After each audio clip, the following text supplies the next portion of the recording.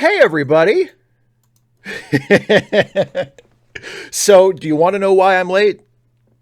Or would you rather not know and you can continue to respect me as a person and as a YouTuber and a live streamer? Because I can tell you the reason why I'm a few minutes late. But you may lose a great deal of respect for me. If I tell you the truth. So let me check the live chat, and I'll just see. Well, and we'll just see. Who, because usually, while I'm waiting for people to answer, I will go ahead and give you the typical spiel of once I start answering patron questions, I will not be paying attention to the live chat. So if you're in the live chat right now and you have questions or things you want me to talk about or whatever, please hold your questions or your comments or especially your super chat if you have something, if you're planning on being generous during the stream tonight. And I will get to all of that when I'm paying full attention to the live chat after I get through the patron questions. But yes, so it's a couple. It seems like so. Krista Daniels in the live chat says we want to know. 255 AD says yes. Jemshin says only if it's good news or funny. Okay, so I will. Yes, it's because of daylight savings. You guessed. It's daylight savings time. No. The reason is.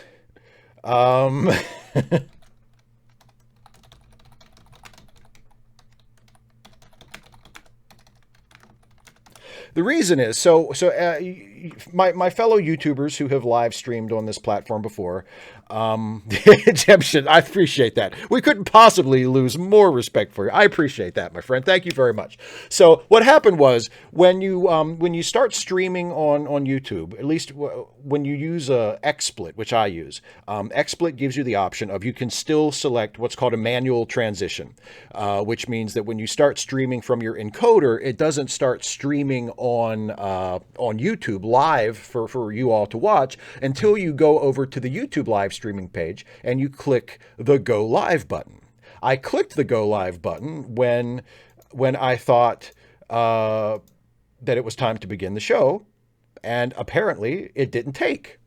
The button didn't actually click, and I didn't notice it until I was about 5, 6, 7 minutes into the show. So the reason I'm late is because I've been doing the show for the last 5 or 6 minutes to nobody because I thought that I was live streaming and I actually wasn't. So I throw myself on your mercy. And I see everybody's making the same joke. CMI makes the same joke. You're assuming a certain level of respect already exists. So yeah, that's the reason, is that I was not, I thought I was streaming like at the proper start time, and I actually wasn't, because I am a doofus, because I am a great big shithead, and so I'm glad that I caught it before I got like halfway into the fucking show. So yes, actually, yes, Krista, it is hilarious. It is. And Christina, no, the five, actually, I'm glad to get a do-over, because the first 5 minutes were not that great. So, but now nobody but me will know. Nobody will know the difference. So yeah, no, Corey, exactly. It'll turn out to be the best 5 minutes I've ever done. And it's just for me. So, all right, now that I'm really live streaming and people can see me, now I will go to the patron questions. And Dana, that is always, assuming that I know what I'm doing is always a very risky assumption. I won't say dangerous, but it's a very risky assumption. Yes. So I will now turn to the questions from my wonderful Patreon patrons, and we will begin with that portion of the show that I thought I had started already, but apparently I hadn't. So yes, 255 AD, I did answer some questions, and now I'm going to go back and answer them again, but not as far as you know. So anyway, so the first patron question, for real this time, is from our friend Radical Bacon, who says, I'm having a difficult time with online school. My computer barely runs the software that I'm learning, and I found out that next semester they're planning on continuing distance learning. Should I start an OnlyFans? So I've heard that OnlyFans is a good way to make some extra cash, right? I don't know if I would necessarily look to it as a permanent career move, like whatever you're going to school for, if you're planning on making that a career.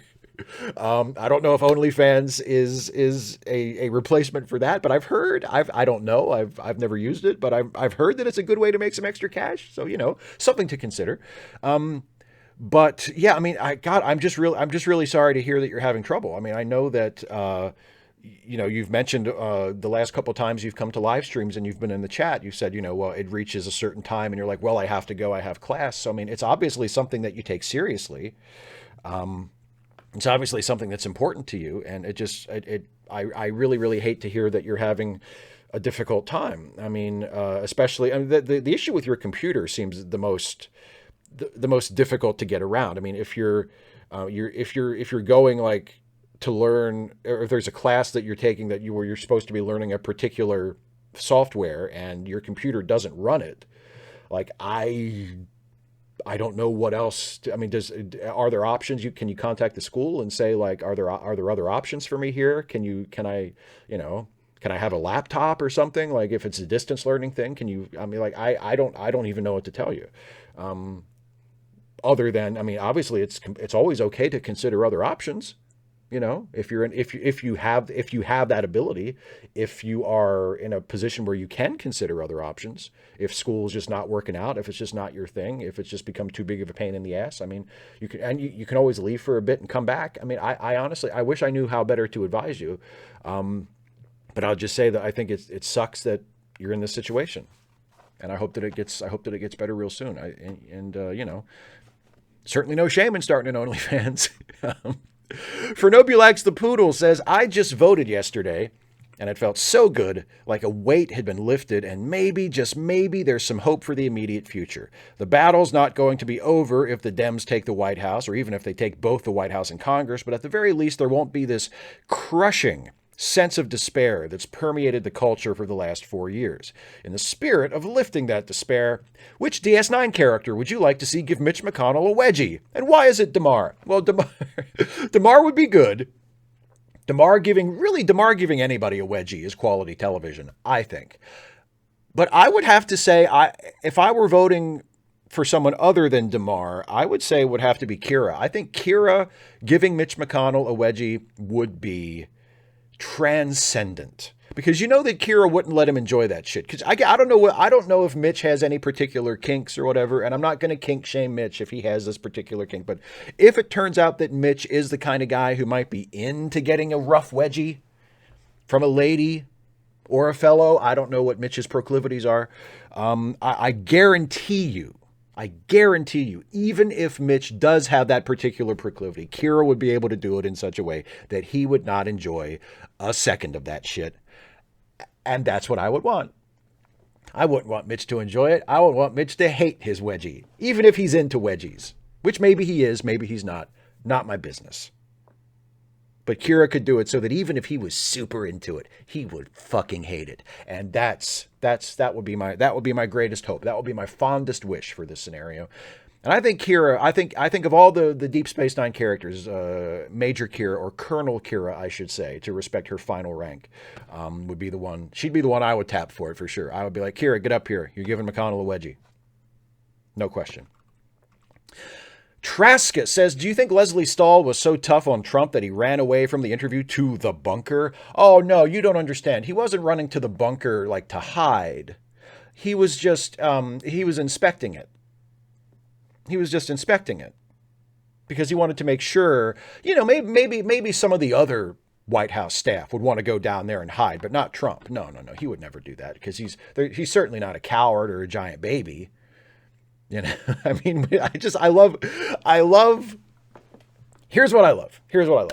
I love how utterly preposterous this Republican right-wing fantasy of Trump as a tough guy is.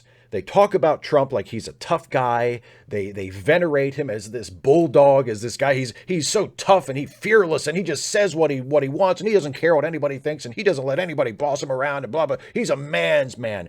Has there ever been a bigger crybaby ever in the history of American politics, at least among the people who have ascended to the level that Trump has? Has there ever been a president or a major candidate for president or a major office holder, a political office holder in this country ever who has been as big of a crybaby as Trump, who has been less capable of keeping their shit together in public on a daily basis than Donald Trump? He cries and pisses and moans and loses his shit and throws tantrums at the slightest provocation. He's the biggest fucking crybaby in the world.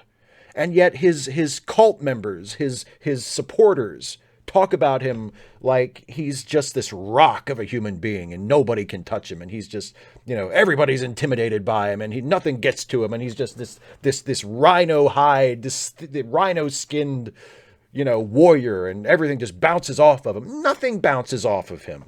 Nothing bounces off of him. He cries and moans and pisses around about everything. Like, all Leslie Stahl did was ask him follow-up questions like, how are you going to do that? When he says, I'll protect pre-existing conditions. She didn't even push that hard on the fact that he's lying, because he's totally lying when he says we'll protect pre-existing conditions, or when he says we have a healthcare plan, which totally is false. He says that every couple months. Oh, we've got the plan. It's a great plan. We're gonna release it in a few weeks. He's been saying that for years. Nobody's seen hide nor hair of this fucking shit. There is no healthcare plan. He's a liar. She didn't even push him that hard on that. All she said was she tried to engage him. All she said was, okay, well, how are you going to do it? You say you're going to protect pre-existing conditions. Well, okay, well, tell me how. Like, those are the tough questions that sent him running? Seriously? Or like Obama said in Obama's stump speech as he's going around Florida trying to, a campaign for Biden. He mentioned that, one of her hardball questions was, what are your priorities for your second term? Like, that's a tough question? Like, he can't answer that question? Come on! It's the biggest crybaby of these young. I don't know. Maybe he did run down to the bunker. Maybe he did. I don't know. I hope he did. Fuck him. Mad Brad, Virginia's only skeptic. What did you think of the first couple episodes of Discovery Season 3? It seemed a bit Mandalorian derivative, but I watched 2 whole episodes and never had to pause to cringe. Nice change from seasons 1 and 2. Well, obviously we have different opinions of Discovery, because I thought Discovery Season 1 was good, like was a little problematic, maybe. Not problematic in terms of social issues or whatever, but in terms of narrative and the way it was written, was not like a great series. But I thought it was pretty good. And season 2 of Discovery, I thought was fantastic. I really liked, especially by the end. It totally had me at the end. I was a big fan of the show by the end of season 2. So I know I never had to pause for it to cringe or whatever. I always liked it. And at this point, really, really love it. And it didn't really seem Mandalorian derivative to me either. I didn't get that impression. I get maybe because the second episode had a very sort of Western plot. The Saru Tilly plot had a very much like a Western feel, and The Mandalorian is super leaning into the space Western thing. I guess I can see how you would say that, but just because a sci-fi show is sort of playing around in the Western genre doesn't necessarily mean that it's Mandalorian derivative. I just didn't. I see where you're going, but I didn't get that at all. But I thought episode 1 was good. I thought episode 2 was better, and I thought episode 3 was even better, actually. I really, really liked the Tilly and Saru story in episode 2. I thought that was really strong. But episode 3, coming to Earth and seeing what had become of Earth in this future time that the Discovery crew now finds itself in, and the banter between Stamets and Adira, the new character who came aboard the ship. who will be a member of the cast from this point forward, I think, was really, really good. Stamets, I love that they're giving Stamets a lot more funny lines this time. Last episode and this episode, Stamets has some really funny moments, and he's so good. And Anthony Rapp is really, really good at playing those like really sharply sort of sarcastic, like acid-tongued moments of humor and one-liners, and I'm glad to see him getting some more of that to play so far because he's really good at that. So I've really liked it so far. I've really liked both episodes so far, and I'm looking forward to the rest of the season as it unfolds. So far so good. Writers and creators of Discovery, so far so good. Next is from Isaiah Taylor. So this is the moment. As a Tuskegee Airman, I climb into my red-tail P-51 Mustang, nicknamed As If, with a yellow and black checkered nose art pattern on the nose engine nacelle, LOL. I start up the engine and recite the speech that General Eisenhower gave before the troops stormed the beaches at Normandy. Hello, Julie. I'm escorting some B-24s and B-17s to break up some anti-fascist activities before the grand finale. This is going to be hell, I say in my mouthpiece.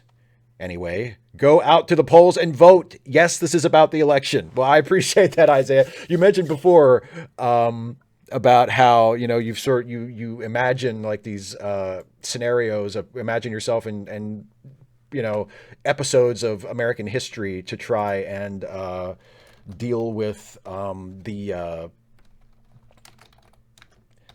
stress, I guess, of what's, you know, the election and Trump and everything. But I think that's a really interesting scenario that you just described to us, and I completely echo the sentiment at the end, which is, for God's sake, if you have not voted yet, please go vote. And as a lot of people are saying now, because we are so close to the election, we're only days away. If you have a mail-in ballot that you requested that you haven't sent back yet, do not mail it. Take it to a drop box. Take it to your county elections office or one of the drop boxes if your state or your jurisdiction has set up drop-off spots for mail-in ballots or absentee ballots. Do it that way. Do not just mail it because it may not get there in time. But please, please, please, however you plan to vote, go vote. Next question is from Nonstop Pop. Hey, Steve, if you were going to cast Darkseid for a Superman movie, who would you choose? And would you cast just for the voice, or would you want to go the Thanos route of CG character modeled on an actor who also provides mocap? For me personally, I think I'd want to go old school on it and have a fully animatronic Darkseid for close-ups. Okay, to answer your question, I would do the mocap CG route because I think the technology there is good enough. At this point, that the way they did Thanos in the MCU, I thought was terrific. I thought he looked great. The way they're doing Hulk with Ruffalo doing mocap and putting him in as a CG, I think is working really well. So I would go that route as far as creating the character.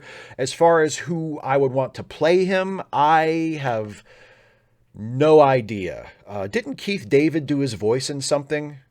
I can't remember. Maybe have Keith David do it because he's a terrific actor and he has got a great voice. Maybe have Keith David do it. But honestly, my heart's really not in the pick because I just would not cast Darkseid I just would not make a Superman movie with Darkseid as the villain. And the reason I wouldn't do that is because I find, and I mean, obviously, no disrespect to the great Jack Kirby and the New Gods and the great DC characters that he created. I mean, Jack Kirby is the king of comics, and I'm not meaning to disparage his contributions to DC Comics at all. But when I think about Superman, the interplanetary stuff, the sort of sci-fi side of Superman, Apocalypse and Darkseid and all that is just the least interesting shit in the world to me. I do not care. I would never make a Superman movie with Darkseid as the villain. It's just not what appeals to me about the character. My Superman would be on Earth, would spend most of his time in Metropolis, at least the time that we see him in the movie. Obviously, we could establish that he goes all over the place and does stuff because he's Superman and he's a citizen of the world, and there's people all over the world that need help. But his base of operations would be in Metropolis. The story would probably be centered in Metropolis.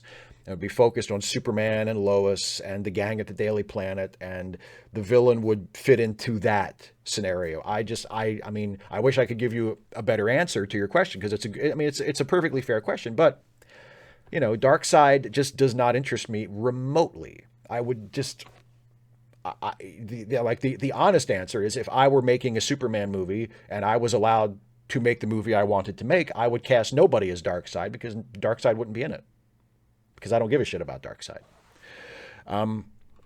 Next question is from Michael D. Kelly. Great news! Paramount was so happy with your last pitch, they've asked you to do another. Since cinematic universes are all the rage, they've decided that a crossover movie is just what will get asses in seats. They've decided to pair the two franchises that have obviously been dying for a crossover, Star Trek and Friday the 13th. I know, how has this not happened already? To keep fans of both franchises happy, characters from each should be used in roughly equal measure. Other than that, it's up to you. Give a brief plot outline of this masterpiece and maybe a target rating you'd like to achieve. Since everyone in Hollywood will clearly want a part in this thing, are there any really great actors you'd like to see appear? Do we get Kane Hodder back as Jason? I mean, how am I supposed to fill out a cast of half Star Trek people and half Friday the 13th people? Who the fuck else is there but Jason? Jason and his mom? Okay, so there's Jason, there's Mrs. Voorhees, and what? And who else? Like some of the camp kids? Like, who's supposed to fill out the Friday the 13th half of this crossover? If I'm supposed to use roughly equal characters, it's Jason, it's his mom, I guess. If I'm putting her, I don't even know why she's there, but isn't she dead? So that's two. So I can have two Star Trek characters? So, okay, Riker and Geordi. It'll be a Friday the 13th Star Trek crossover. And my two Star Trek characters are Riker and Geordi. And they're on a camping trip out in the woods. And they run afoul of Jason Voorhees. And neither one of them gets killed, because I'm not killing Geordi first, because that's the black guy dies first bullshit. And I'm not gonna fall prey to that trope. And I'm not killing Riker. So the movie is like 5 minutes long, because Jason comes running at him out of the woods wielding his machete or whatever, and Riker's like, hey, stop. And they pull out their phasers and they shoot him a couple of times on increasingly high stun settings, and it doesn't work. So eventually one of them, probably Riker, has to turn that phaser all the way up to level 16 and just vaporize the guy. And then that's it. Jason's done. End of movie. Actually, end of YouTube video, because it's probably like a 5-minute video. And that's the end of the movie. Like, I guess if I were like more of a Friday the 13th nerd, like I could think of other characters from the Friday the 13th franchise, but like I don't know who else there. What the camp kids, just have some camp kids there for Jason to murder, since I'm not killing any of my Star Trek characters, something like that. Like, I have no idea. It's a hilarious question. It's a great, like, hey, let's do a Star Trek Friday the 13th crossover. It's hilarious. But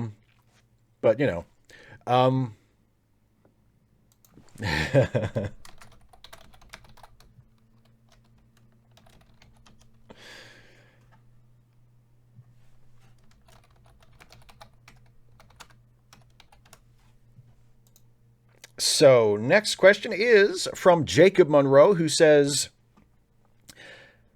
hello, Steve. I've noticed that college indoctrinating kids into socialism has recently become a popular refrain among conservatives.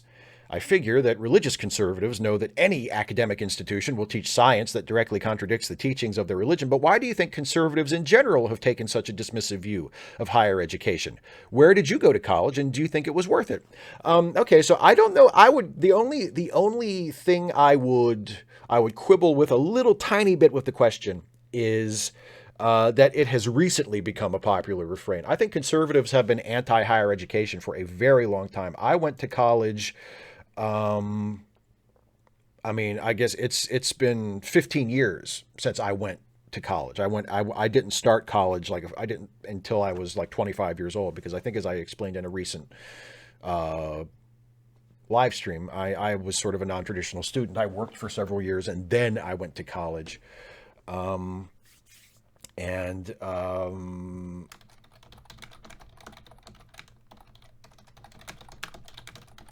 so, but yeah, I feel like conservatives have been making that argument for a very long time.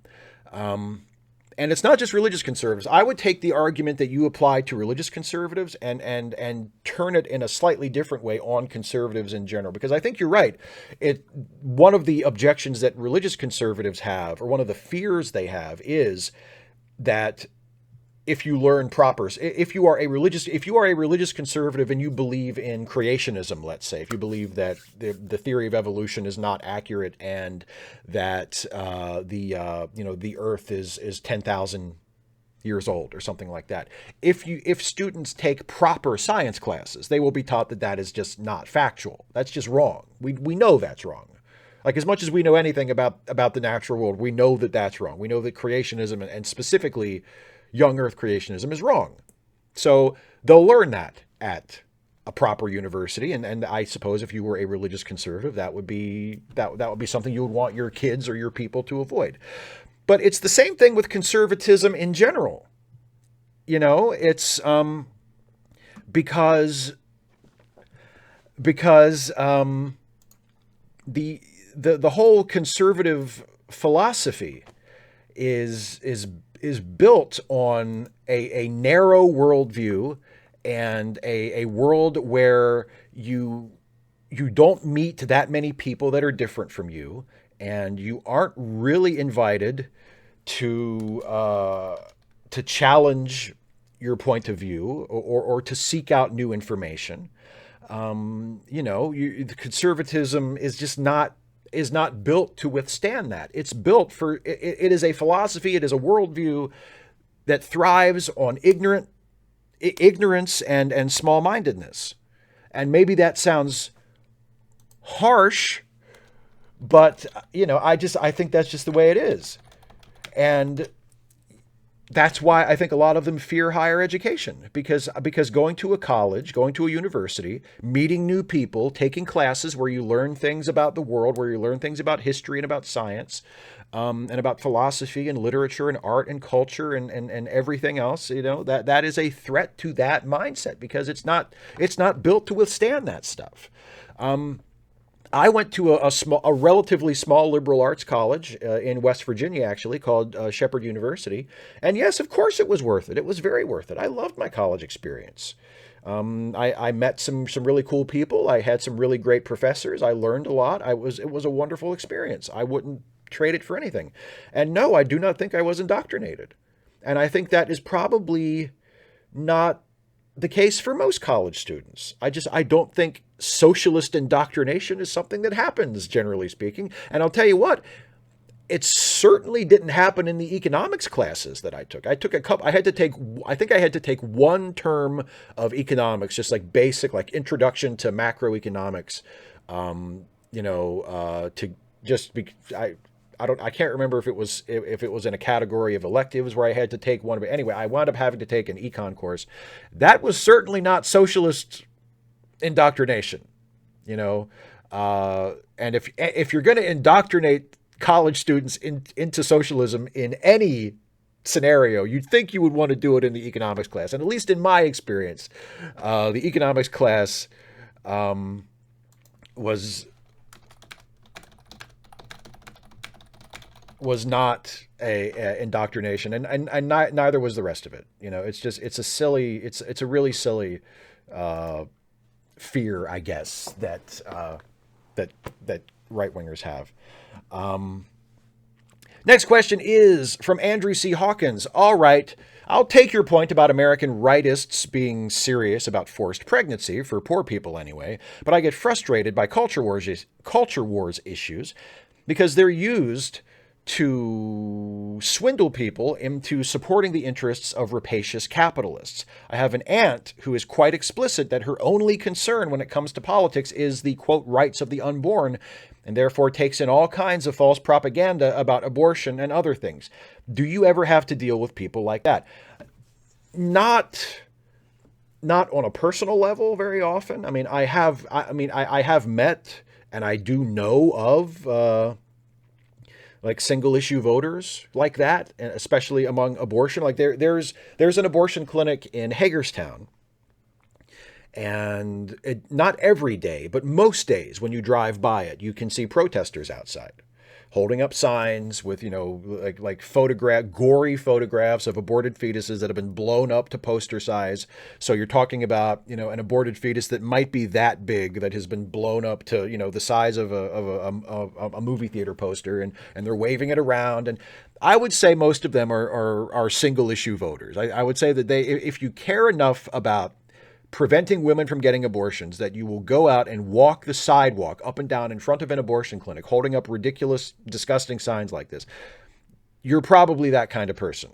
Or at least it's more likely than not that you are that kind of person.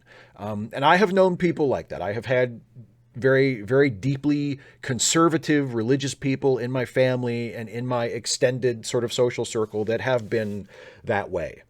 But I do not have to deal with them very often because I choose, for the most part, as I choose to associate with them as little as possible, because I find them tedious and I find them offensive, and I would prefer to spend my time with people whose politics and worldview in general, I don't find so repugnant as I find theirs.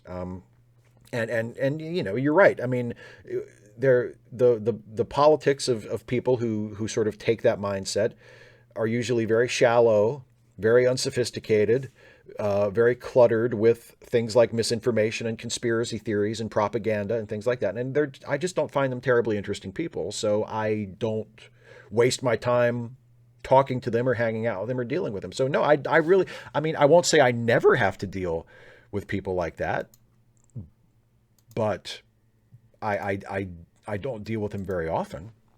I try not to deal with them as little as I possibly can, and I'm sorry that you have to be honest. I wish that you didn't have to deal with them as often as you do. Next question is from PWP, who says, since by the time you read this on air, tomorrow will be Halloween, what's your favorite Halloween memory from childhood, and will you share photographic evidence? Okay. I will share photographic evidence because I peeked at this question beforehand and I knew it was coming. So I do have photographic evidence, and I will show it to you here in just a minute. I need to load the photographic evidence into my encoder here so you all can see it. But I'll tell you what the memory was. The memory was when I was 9 years old.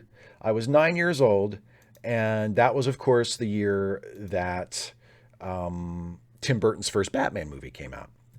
And when Tim Burton's first Batman movie came out that year, I dressed up as Batman, and my younger brother, my only brother, who also happens to be my younger brother, dressed up as Robin.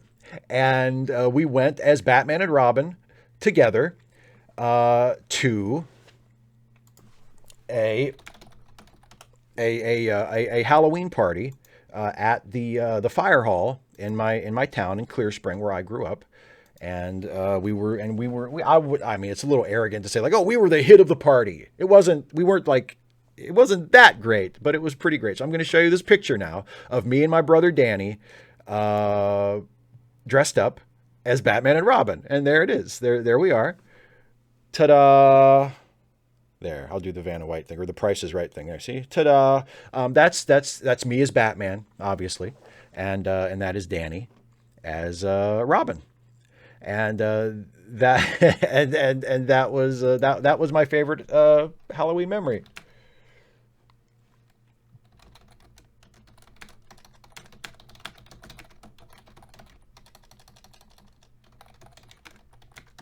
And I know it's like I've had Batman costumes since then, and actually I have one that I've worn for videos and stuff, like in the past couple of years, that I would say are probably nicer than that Batman costume, but like, I think that might be my favorite Batman costume that I've ever had. And my mom made it for me out of a pattern. And same thing with my brother's Robin costume. You know, so yeah, that's my favorite. That's my favorite Halloween memory. Batman and Robin, me and my brother, when we were kids, when I was 9 years old and he was 5. So yeah, yeah, pretty cool. Pretty cool. All right, back to the patron questions now, shall we? Andrew Priest says, good afternoon, Mr. Shives. Hope all's well on your end. Also, I hope that all the red hat wearing, racist, bigoted fucknuts are getting appropriately nervous now. Only a few more months until their cult leader goes to jail. Biden may not be the most morally upstanding bloke, to put it mildly, but he's an order of magnitude above damp nut. My naive optimism assures me he can't lose. Anyway, the question. CBS are greenlighting all kinds of spin-off projects these days. What kind of premise would you love to see them take on next? My idea is for a series based around a small multinational starship with Federation, Romulan, Ferengi, Klingon, etc. crew tracking down and containing all sorts of dangerous interdimensional and nigh supernatural entities. It'd be a full-blown horror Star Trek Ghostbusters type series. I don't care what anyone says, I think it'd be great. I can already hear the nerds whining about Roddenberry's vision. Boy, yeah, that would happen. I think that's a really, really cool pitch. I think that's a really neat idea, and it is similar in I guess in just the nature of it to the kind of thing that I would want to do. Like if CBS came to me and said, we want to do more Star Trek shows, what should we do? I mean, there's part of me that just wants to say, just do it like another old school classic Star Trek show. Just put a crew on a ship and have them go out to uncharted territory. But I think that's kind of what they're doing with the new Pike show. I think that's the direction they're trying to go with Strange New Worlds, at least as far as I can tell from what they've said. I mean, nobody's seen any of it yet, so I don't know. But that seems to be what they're going for with Strange New Worlds, that they want it to be like sort of a throwback, classic Star Trek show. And if that is the case, I'm really looking forward to that. But what I would love to see them do, if they want to expand the Star Trek universe and do more shows and maybe even more films in the future, is to do stuff like what you're describing with like a Star Trek Ghostbusters show, and to do shows that dabble in other genres. You know what I mean? Like I think I've mentioned before, why hasn't anybody done like a Star Trek series that is centered on a crew that time travels? Basically do like Legends of Tomorrow only as a Star Trek show, like set the show on board a time ship, because they've been established in Star Trek canon before. We know that there's a temporal investigations division of Starfleet. We know that in the future, at least from the Voyager episode, the Year of Hell episode with Anarax, we know that there are time ships that travel back and forth through time for various reasons. Like we know that this can happen within the established universe that they've created. Why hasn't there been a time travel-based Star Trek series? Like, I just think that would be a really cool idea. Why hasn't there been a medical drama set in the Star Trek universe? Why hasn't there been a cop show set in the Star Trek universe? Like a procedural set in the Star Trek universe? Like,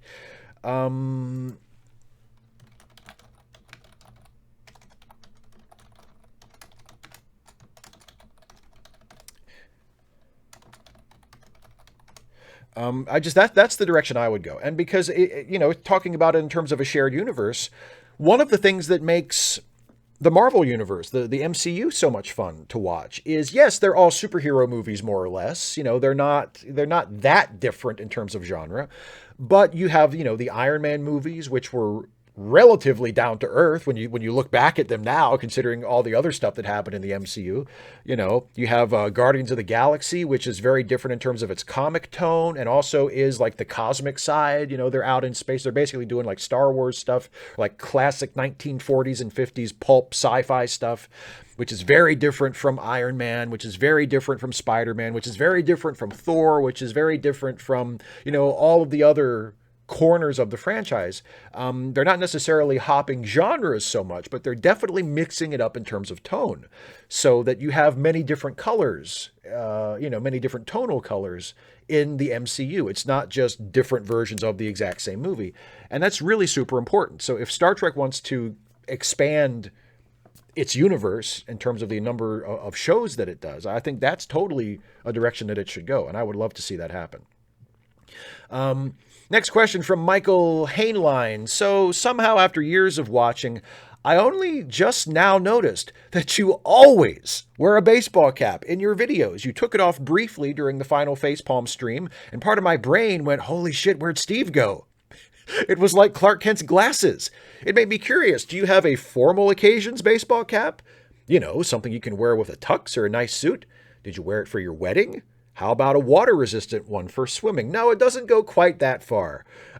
If I am forced to take part in a formal occasion, I do not wear the hat. I leave the hat off. I didn't wear it for my wedding. I do not have a swimming one. But I do wear the cap in most other occasions, you know, but yeah, so, I don't have a formal baseball cap, but that is really funny. No, I'm trying to imagine, like, well, I guess would it just be like a plain black one? Like, I do have a plain black ball cap. Actually, this one used to be one until I sewed this patch on. But I guess if I had just left the NASA patch off, this could have been my formal cap. But no, I do not have a formal cap. I just like, where's your nice wedding ball cap, Steve? This is the big day. You need to wear your nice wedding cap. Next question is from Science Pundit. Steve, how would you... Oh, this is a good one. Not that the other ones haven't been good. No disrespect to the other questions. They're all excellent questions, and I love them all equally. But this is a really good question. Steve, how would you rank all the TNG two-parters? Chronologically, Encounter at Farpoint, Best of Both Worlds, Redemption, Unification, Time's Arrow, Chain of Command, Birthright, Descent, Gambit. Wow. They ended up doing quite a few two-parters, didn't they? How would I rank them? Okay. See, for me personally, I would say Chain of Command is number one. I know a lot of people would default to Best of Both Worlds, and Best of Both Worlds is awesome. But my personal choice would be Chain of Command, because I love me some Captain Jellicoe, and I love the Picard and Gul Madred stuff in part 2. It's just fantastic. Some of Patrick Stewart's finest acting of the entire series, and plus you also get David Warner as Gul Madred. Like, that's just a great fucking episode. So I would make that number one. Best of Both Worlds could be number 2. Unification with Spock could be number 3. Boy. Time's Arrow number 4, Redemption number 5, Birthright number 6, and then Descent, Gambit, and Encounter at Farpoint. How about that? Is that fair? Gambit is one like because Descent was a season-ending cliffhanger. Birthright was kind of like a crossover with Deep Space Nine, and that was kind of a weird one, or at least crossover with Deep Space Nine, I think, in the first episode, and then the second part, it was almost all the Worf story. So that almost felt like, why is this even a two-parter? These are like 2 separate episodes. But Gambit is always the one, because Gambit was a 2-parter sort of in the middle of TNG's 7th and final season. And I've watched that episode back a couple times over the years, and I keep asking myself, like, why is this a 2-parter? Like, what was it about this story that made them feel like they needed to devote 2 episodes to it in the last season of the show? It just feels strange. It's not a bad episode. Like, the Gambit 2-parter is fine. You know, it's okay. But, like, is it anybody's favorite episode? And is it that important or that good that it demanded a 2-parter, like a 2-part presentation? It's one of those weird things in TNG where it's like, why is this a 2-parter? So it's not bad, but I would rank it down below the others, except for Encounter at Farpoint, because Encounter at Farpoint is just a terrible episode.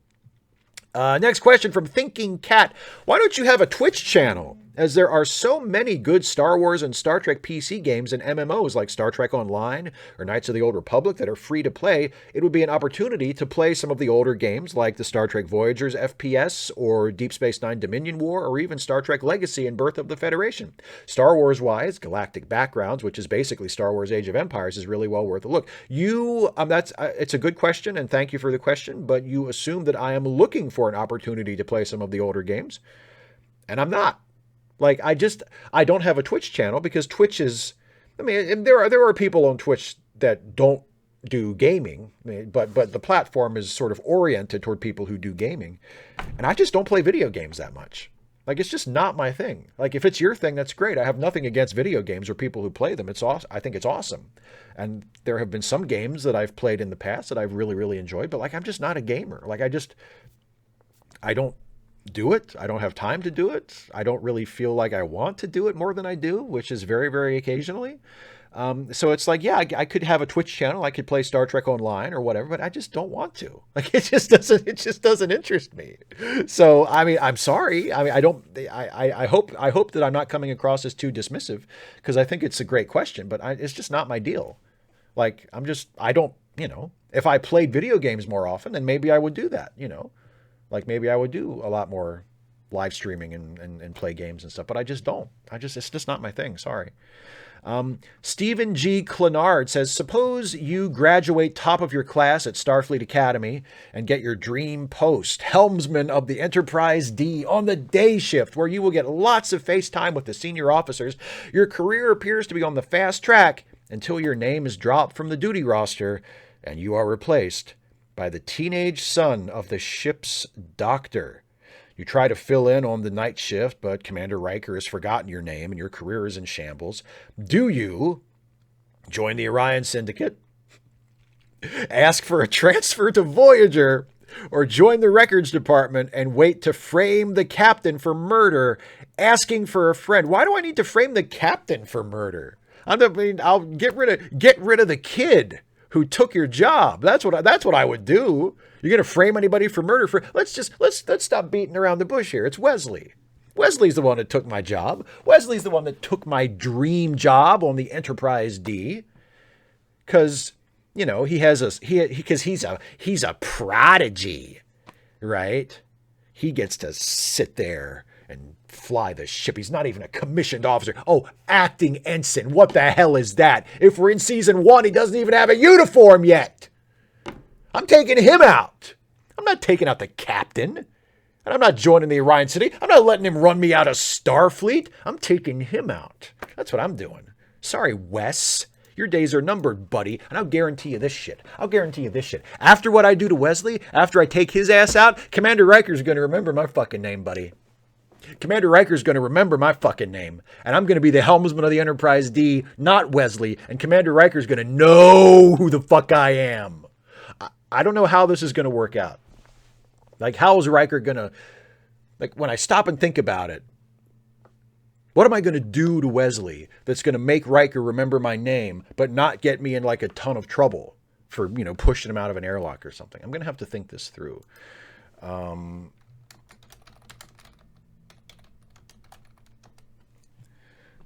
Yeah, but I'm taking Wesley out. I'm not taking out Picard.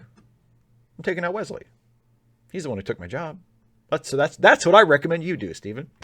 John Burns, the Electoral College must be replaced. Instead of dealing with the how, whine about the why. 1824, there were 4 candidates. Don't blame the Electoral College when more candidates cause stranger outcomes. Also, don't whine when your candidate doesn't get 50% of the vote and not end up in 1876. The Northern Union Republican candidate didn't get 50% and the Neo-Confederate Democrat candidate did. There were questions about voting irregularities in 4 states, and later at a meeting, the Republicans were given the White House in exchange for ending Reconstruction. And then, the next 3 times, the loser got more votes. No one candidate got 50% of the vote. Plus, what affected your life more? Bush v. Gore or the events of 9/11? Who becomes the president isn't as important as the events that occurred during the term. If 9/11 hadn't happened, you think Bush would have defeated Kerry? If 9/11 had happened in 2017, could you see Trump on the verge of losing Texas? Well, I mean, but here's the thing, though. Here's the thing. You may be right in the sense that who is the president is less important than the events that occurred during that president's term. But we can control who the president is. You can't always control what's going to happen. We don't know what's going to happen in the future. We can, I mean, but with the president, we can choose who the president is. And that's a choice that matters. And we can speculate like, well, maybe if 9/11 hadn't happened, Bush would have lost to Kerry. And maybe if 9/11 had happened later, then the political landscape today would be a lot different than it is. Yeah, that's all. I'm sure that's all true. But you don't know that. And we don't have control over it, at least not in the grand scheme of things. So we can control who the president is. So of course it matters who the president is. And of course we should choose the president as wisely as we can. And we should have a method for choosing the president that is fair and democratic and is not the sort of system that would allow a candidate to win the presidency who did not have the support of a majority of the people who voted, which unfortunately is what the Electoral College has shown itself repeatedly now to be. And, I never used to be that big on this. I never used to be that gung-ho about getting rid of the Electoral College, but more and more I start to think that, why not? I'm not saying that it's the most important issue. There are tons of things we should do before we get around to getting rid of the Electoral College, for sure. And there are even things we can do to improve our political process, like campaign finance reform, or banning gerrymandering, or imposing term limits, or all kinds of other things that we can do to improve the political system in this country before we get to getting rid of the Electoral College. But we should still do it, right? Like we should still get rid of the Electoral College, and I think that, and I don't think it should be a top priority, but I think it's something we should be definitely looking at. And it would require a constitutional amendment. So even if we really decided, yes, let's definitely do this, it's still going to take a while to actually put it into practice, to actually be able to implement it. But I don't think it's wrong to be talking about it or thinking about it. And I think the argument of, well, it's more important what happens, it's not as important who the president is. I just don't think that really holds water. Like we can control who the president is. General Contact Unit Problem Child says, so in spite of the numbers, some progressives are just totally sure Trump's going to win again. And I have two hypotheses to explain why. Which do you think is more plausible? One, most progressives took it for granted that Hillary would win in 2016, and getting burned on that was very upsetting. To avoid going through that emotional turmoil again, some people are now taking it for granted that Trump will win again, no matter what polls say. Two, people tend to view life like a narrative, and if this was a fictional story, Trump would win again. The Democrats ran a centrist in 2016 and lost. This time, the left tried to convince them if they wanted to beat Trump, they had to run a progressive, but they went with another centrist. If you were like writing a novel about the U.S. drifting into fascism, the Democrats' comeuppance for not learning from their mistakes would be Trump winning. Of your two scenarios,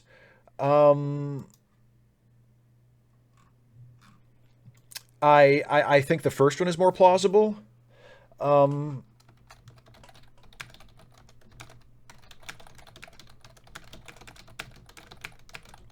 Because I think that is where a lot of people's heads are at. I do think a lot of people remember, I know I certainly do, remember election night 2016. And I remember voting during the day and being like so absolutely sure that night we were going to be celebrating the election of President Hillary Clinton. We were going to, it's going to be great. We're going to follow up the first, black president with the first woman president. And it's going to be historic. And we're all going to be so proud of ourselves. And it's going to be great. And shit. Oops. Opposite of that, So I understand people not wanting to put themselves through that again. And I understand being cautious because I'm trying not to be too optimistic myself. I'm certainly trying not to take it for granted, But I have another theory.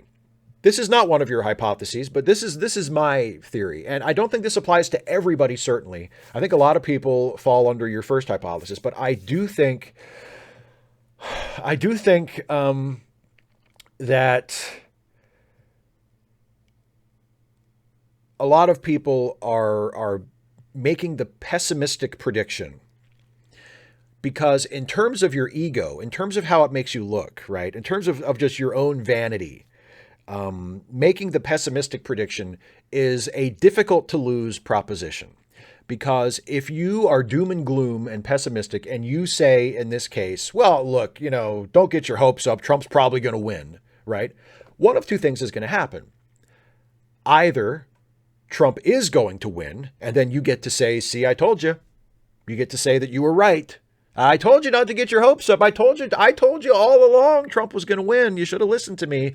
Or Trump loses, and you get to celebrate Trump losing because you're a progressive and you don't really want Trump to win anyway. So either way, you get to celebrate. Either way, either you're right, and everybody gets to say, oh, we should have listened to you. You were right. Or you were wrong, but you get to be happy that you were wrong.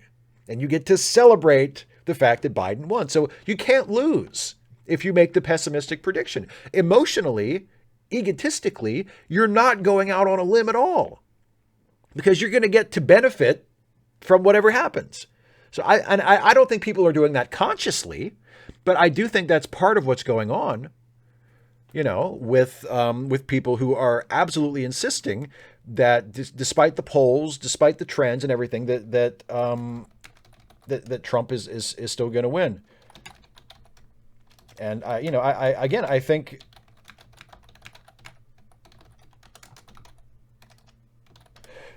it's something that a lot of people are thinking. It's a place that a lot of people are in. But in terms of your two hypotheses, I think the first one is probably the more plausible one. C.W. Daniels, given I cannot drink for health reasons, my plans for election night include mainlining sugar and junk food, texting with a good friend who is also a night owl, and building Star Wars Legos sets. If election results take more than a week, I'm not sure what I'm going to do, given my stomach isn't the best and my budget doesn't allow for unlimited Lego. Obviously, I will continue getting support from my friends, no matter how long this takes. How are you planning to keep your sanity until we have the election results? Well, I do not have a health condition preventing me from drinking, but I don't think I'll do that. I haven't really drank, and I certainly haven't drank to excess for a very, very long time. I don't think I've drank even to I had a couple of beers with my dad over the summer. That was the first time that I had drank in a really, really long time. So I don't think I probably won't drink. I probably won't get drunk to deal with it. I don't know. I'll probably do what I usually do for stuff in general, which is I'll just focus on work. I'll just lose myself in work. I'll just focus on making videos. I'll make Star Trek videos. I'll write stuff for future videos. I'll talk with people that I collaborate with on videos, and I'll focus on work. I'll just focus on making the videos and get through it that way. But I will tell you this. I'm really looking forward to seeing those election results. I'm really, really looking forward to this being over, for real. I'm eagerly awaiting it. I'm so happy that it's next week, and then one way or the other we will know, and hopefully it will go the way that I want it to go, and that the indicators are telling us that it's more likely to go. And it will go, and it will be a large enough victory for Biden that whatever machinations Trump might try to tip it back his direction will not be successful, or will not be worth it. Just there'll be nothing he can do. But yeah, I'll probably just focus on work. I'll probably just make videos, because that's what I do anyway. Carlisle the Cinephile says, hello, Steve. A while back, I had an altercation with a coworker who is a very ardent Trump supporter and has made their disdain for Black Lives Matter very well known. I called her out. We argued, and then I was the one who got in trouble for bringing up politics at work. I was appalled by how they minimized the awful and ignorant things she said and made me look like the unreasonable one. I'm already on thin ice due to other circumstances, and so I apologized and said I wouldn't let it happen again. But my conscience compels me to continue to call out things like this. Do you have any ideas for how I can continue to stand up for what I think is right without jeopardizing my work? Is it cowardly for me to be asking these questions at all? No, of course it's not cowardly. If you look, unfortunately, we live in a society where if you don't have a job and you don't make money and you can't afford to pay your bills or buy food or whatever, I mean, basically, if you don't work, you don't eat. That's not the case for everybody. We do have some social programs. We do have a welfare state that can take care of people up to a point. But generally speaking, the rule is, and the attitude certainly is, if you don't work, you don't eat. So you never should ever beat yourself up or feel bad about having to do something like that, about having to do something that is not what you want to do, that is against your conscience, or against what what you feel naturally compelled to do in order to keep your job. Like, it's completely fine to do something in order to keep your job, given the potential consequences. So I would, I mean, and I know you can't help it, and it's not just a switch you can turn off, but I would ask, and I would encourage you, and I would hope that you would not beat yourself up over that too much, because it's not your fault. You didn't make the world. It's not your design that if you get fired, it could really screw up your life.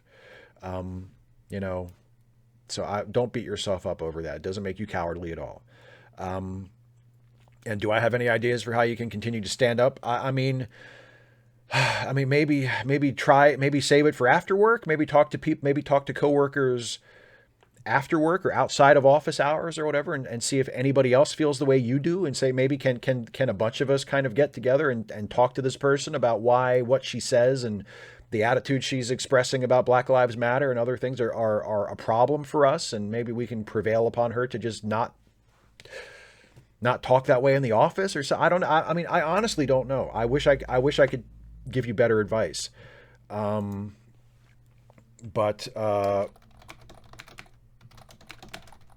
I don't really know. But in terms of feeling bad about it or thinking that you're a coward, that is the last thing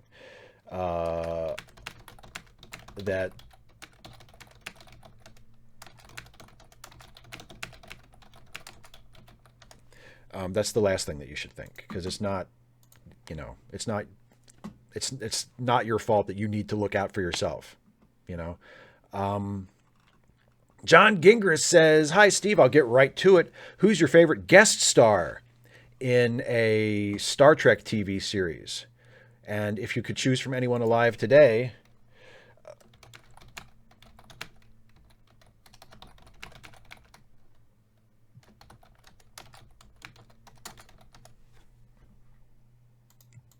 If you could choose from anyone alive today, who would you want to guest star on one of the new Star Trek shows, and which show? I hope that you and yours are doing well and continue to do so. Guest star. Well, I just mentioned David Warner as Gul Madred from Chain of Command. That was a good one. Ronnie Cox as Captain Jellicoe. That's a good one. Who's another good guest star? I guess you would have to count Q, even though, Q has been in enough episodes of the various shows that he would almost be a recurring character, not a guest star. But I guess he was, in terms of the episode, he was always a guest star. So, it's easy to say Q. And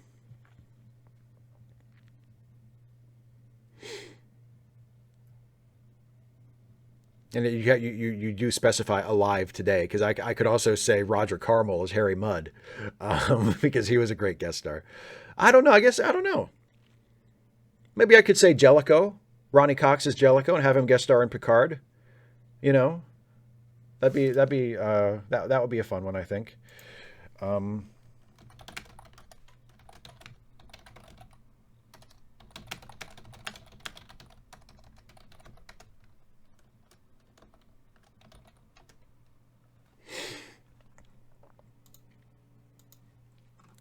Next question is from crewman Brian Schwartz, who says, "I've long drawn comfort from Star Trek, believing no matter how dire the outlook, the future gets better.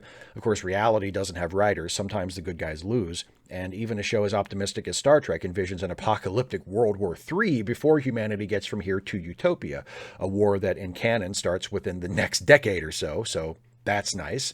In Best of Both Worlds, Picard wanders the ship contemplating the bleak prospects of the battle to come. He muses to Guinan, 'This is just another page in history, isn't it? Will this be the end of our civilization? Turn the page.' The stakes are immense, and there is a sense that even if they prevail, things will get worse before they get better. One can relate. Yet they do prevail.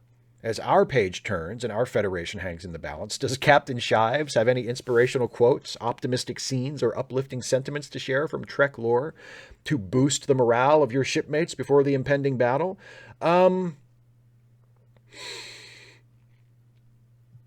Not from Trek lore. I mean, there are great moments of heroism in Star Trek. You know, there are moments. I mean, Spock obviously sacrificing himself so that his crewmates can live in Star Trek 2, you know, is inspirational. Maybe not necessarily all that optimistic, but some of Captain Pike's speeches in season 2 of Discovery are wonderful.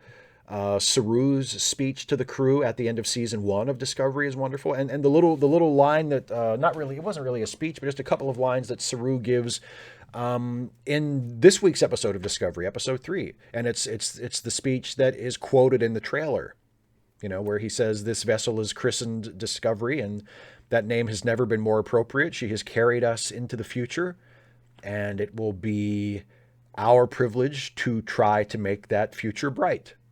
I think that's that's a powerful statement. That's one of the more optimistic statements that I can think of from Star Trek. But the image that immediately came to my mind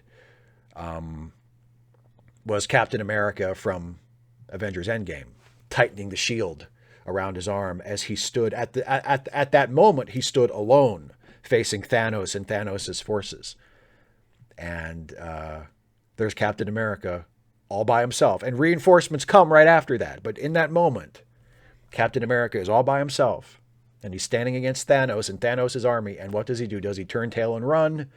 Does he beg for mercy? Does he cry? Does he do anything? No, he stands there and he tightens his shield and he gets ready to kick some ass. That's what he does. That's inspirational, for sure. That's not Star Trek.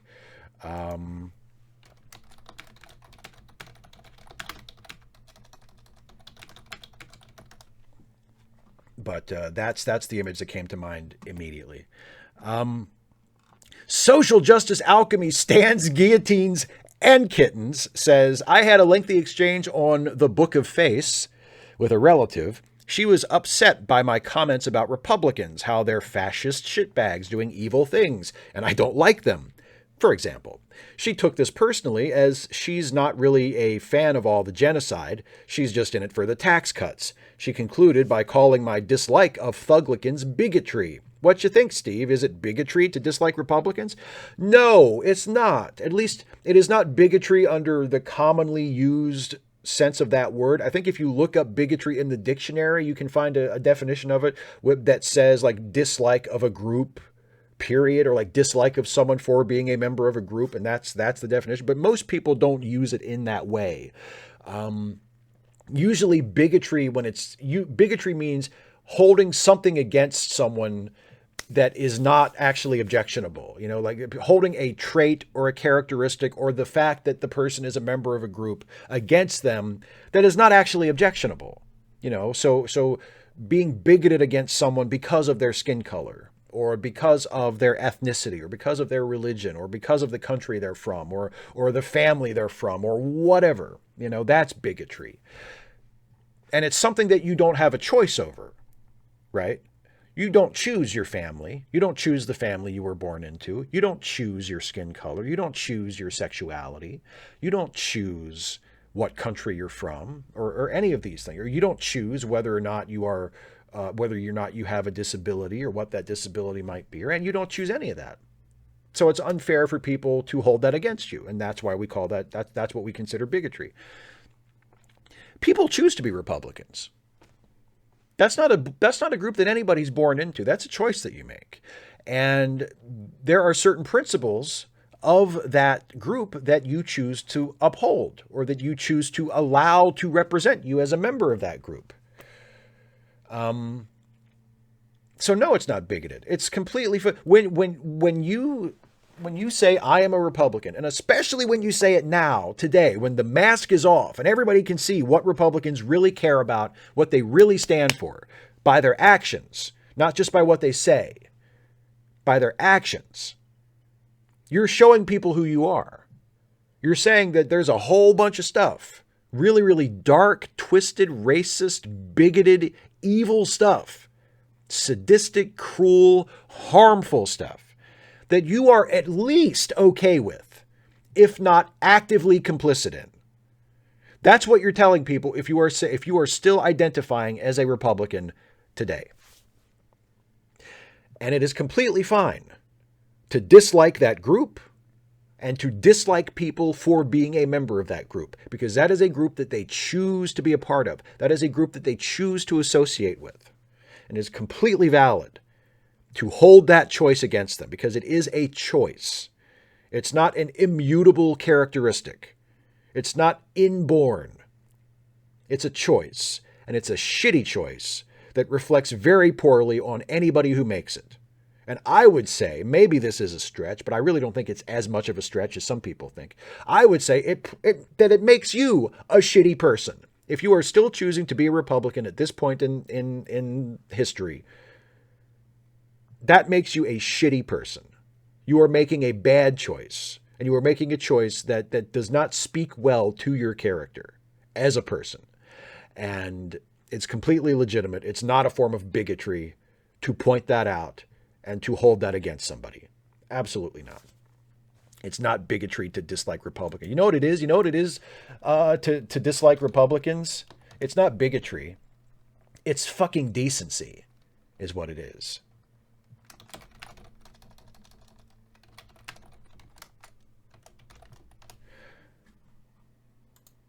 Next question is from Kyer. Do you think someone would go to a Trump rally if they know they're COVID positive because they hate Trump and his supporters? Is it ethical to use the enemy's stupidity against them? It may be ethical to use the enemy's stupidity against them, but the scenario that you are describing specifically is someone who knows they have COVID and going to a rally and knowingly spreading it to other people, who could then go and spread it to other people and perpetuate this pandemic that has killed 220 something thousand Americans already. And no, that is not ethical. No, it's not ethical to, I would not say it is ethical to go to Trump rallies and kill them, which is what you would be doing probably, possibly, potentially to at least some of them, right? I don't think it's ethical to go to a Trump rally and knowingly infect people with a potentially deadly virus and kill some of them and infect them and allow them to spread it further to other people and make the pandemic worse. No, that's not ethical. That's not remotely ethical. Angus says, so the UK is 2 months from either having new terms with the AU or no terms with the EU, dealing with growing numbers of COVID-19 in the knowledge that the first wave did not go well, being led by a bunch of chancers who are increasingly being exposed as such. So what happens? The Labour Party and the left take the bait to start tearing into themselves. I don't want to get into that issue, which is around anti-Semitism / anti-Zionism, etc.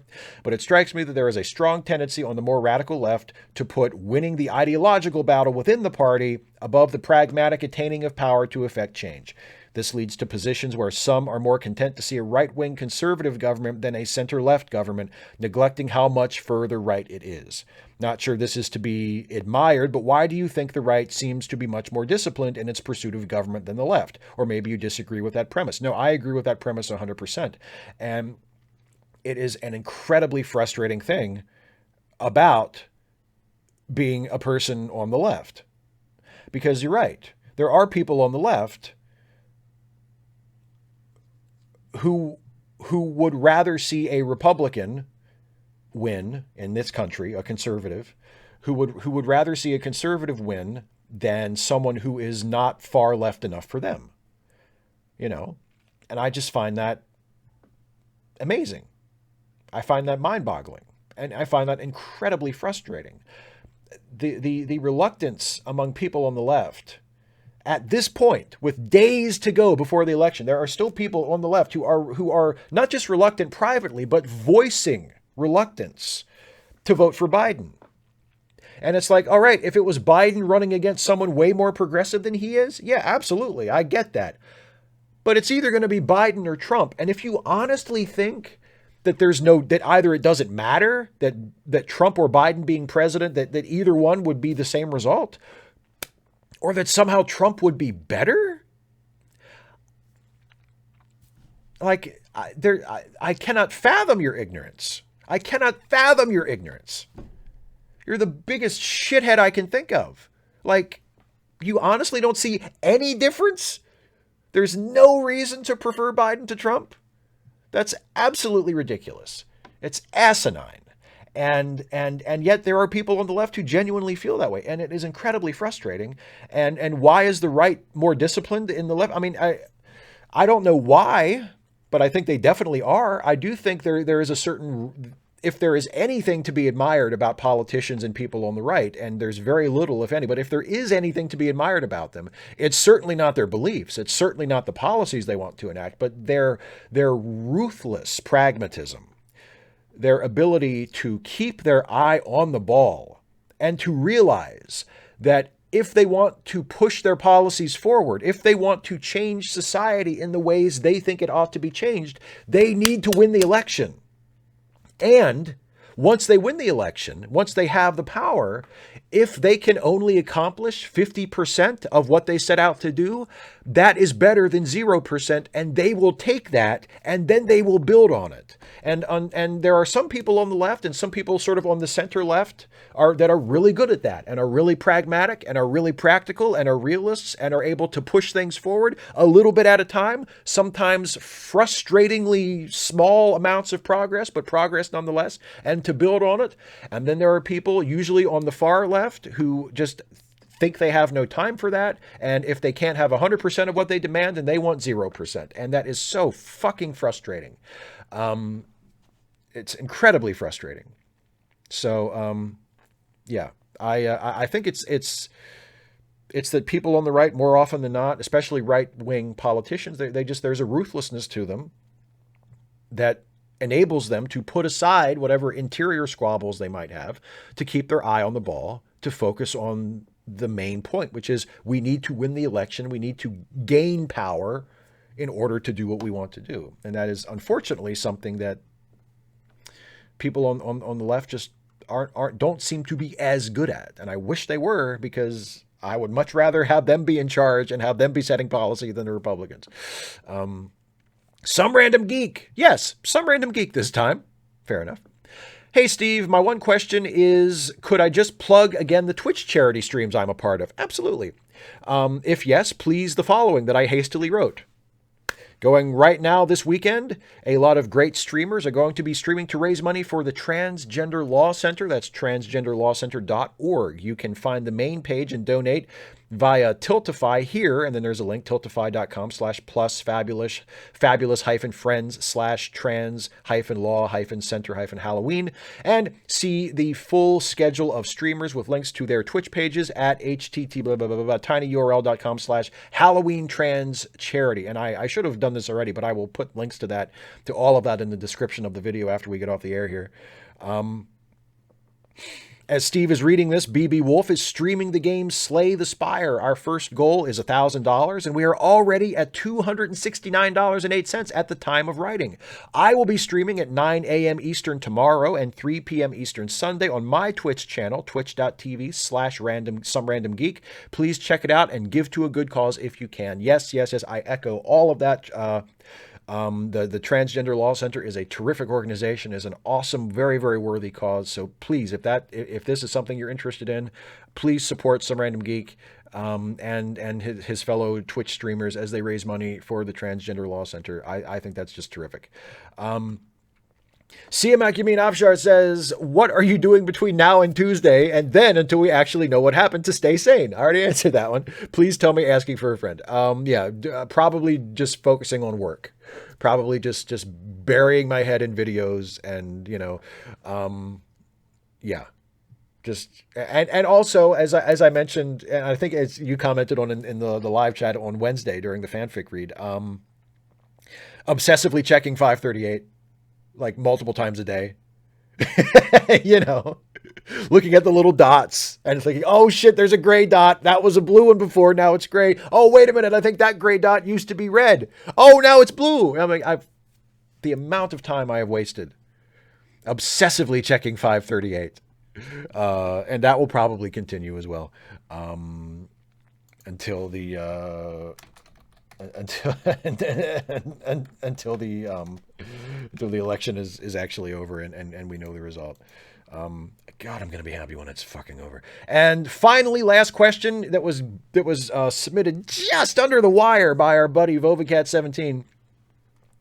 Superman is going to a fight today with, just guess the character for my description. Oh, this will be fun. He is mysterious, though his real name is famous. He has a secret, darker side that outside people don't know about, but everyone generally views him as a great philanthropist by the light of day. He is rich as F. He has all the best weapons contractors working for him, but he is a great tech expert himself. One of the smartest men on the planet, a true genius, runs a huge and extremely successful tech company. Somewhat of a creep who always has a plan for how to defeat his enemies and his allies if required. Has no superpowers, but he does like cool suits of armor. He is fierce, ruthless, and has childhood issues. Guessed already? Guess what? This guy is bald. What I mean here is that Lex Luthor is just Bruce Wayne in an opposite team from us. Why is one the greatest Superman villain and the other, as some people say, is no match for him and will be instantly defeated? Why can't Bruce if Lex can? That's a great question. And you're right. Lex and Bruce are very similar. Lex and Bruce are very similar in terms of, all of the things you point out there.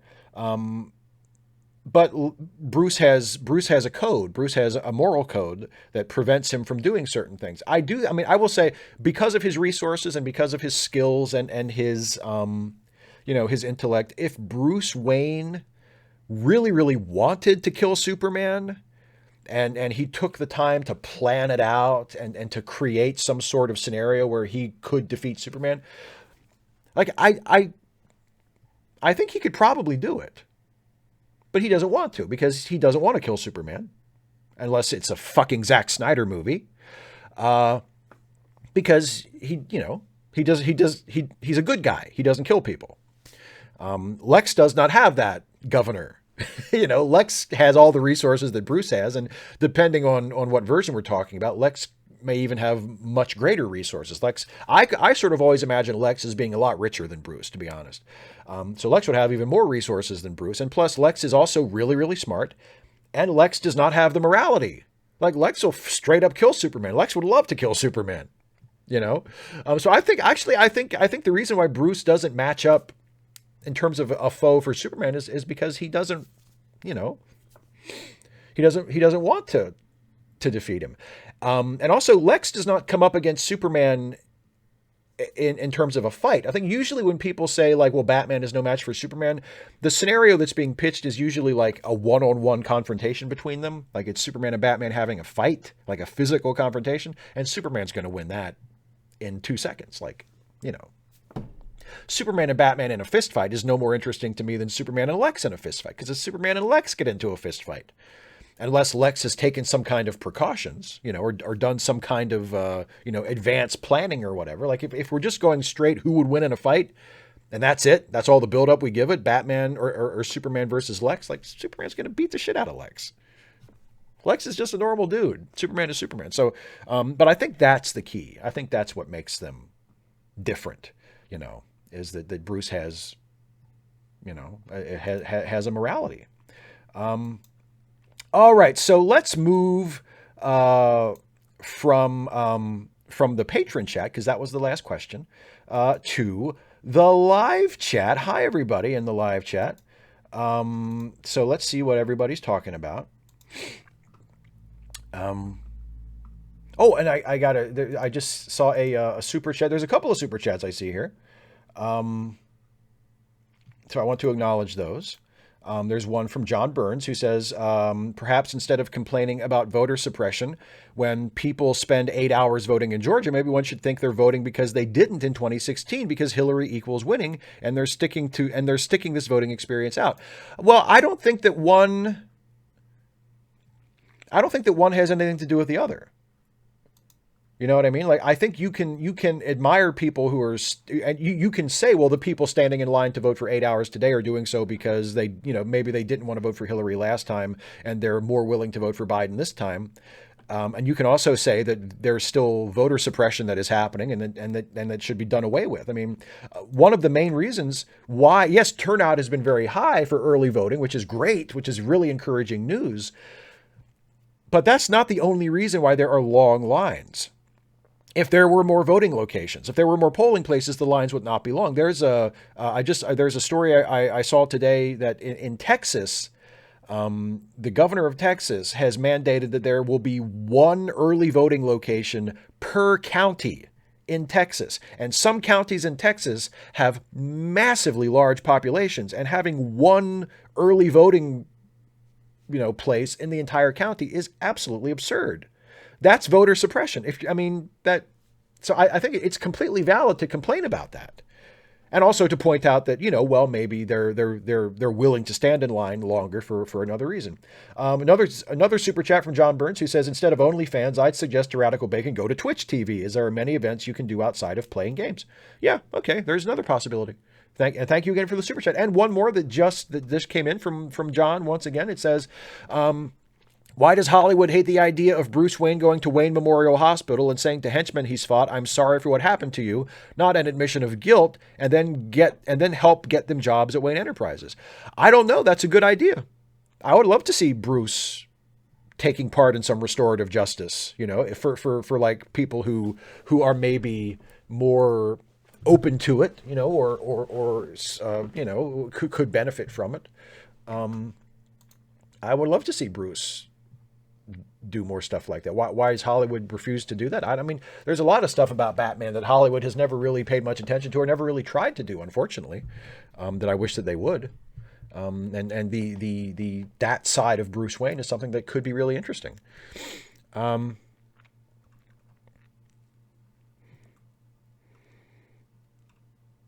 and Pedro Noguera says, I really liked your Peter Cushing video.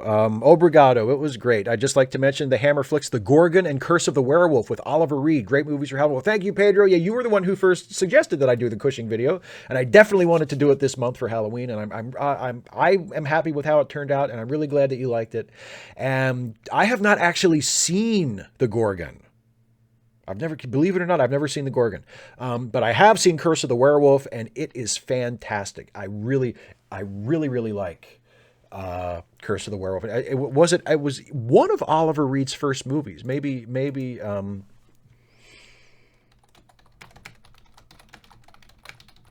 his first major role anyway. And yeah, Curse of the Werewolf is a terrific movie. Is a absolutely terrific Hammer movie.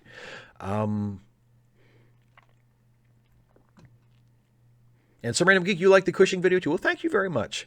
Yeah, CMAC, long lines are prima facie voter suppression. Absolutely. Oh, and by the way, CMAC, you mentioned, what am I going to do to deal with stress from the election? I am writing new Stuffy videos. The Stuffy videos are in the process of being written and being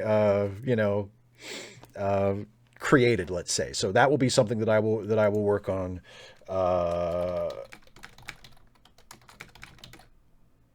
As well.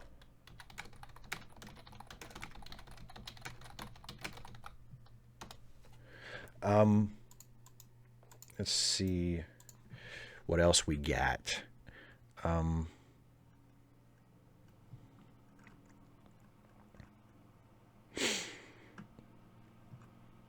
Beautifulest One, any thoughts on the prospective DS9 reboot? Obviously, I would love to see it, but I will believe it when I see it. I'll put it that way. I'll believe it when I see it. But of course, I'd be super interested in it because I love, because obviously Deep Space Nine is my favorite Trek series. And by the way, speaking of Deep Space Nine, if you didn't hear the news on the fanfic read that we did this past Wednesday. Next Wednesday at 6 p.m. Eastern and weekly from that point forward until we're either done or we get sick of doing it.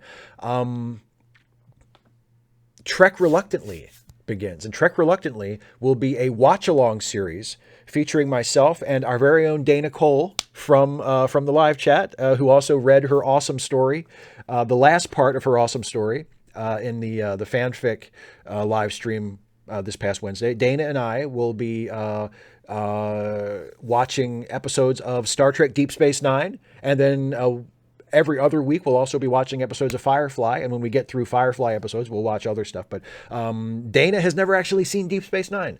So she and I are going to come together and watch Deep Space Nine episodes. And it'll be a watch along. So if you want to watch along with us, you'll have to watch Deep Space Nine like on your end. We're not going to, because I can't stream the actual Deep Space Nine episodes on YouTube. But we'll be watching it sort of on Netflix in another window.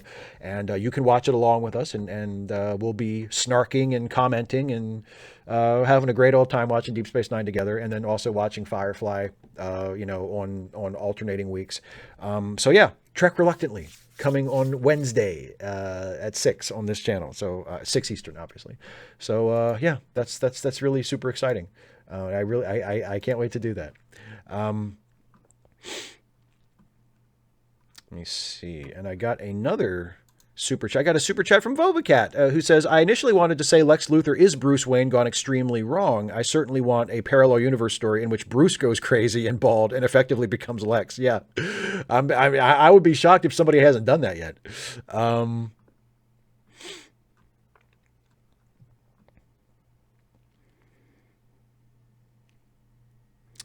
Crispin Wainwright says, which backwards Star Trek episode is harder to admit was made? Paradise Syndrome or Code of Honor?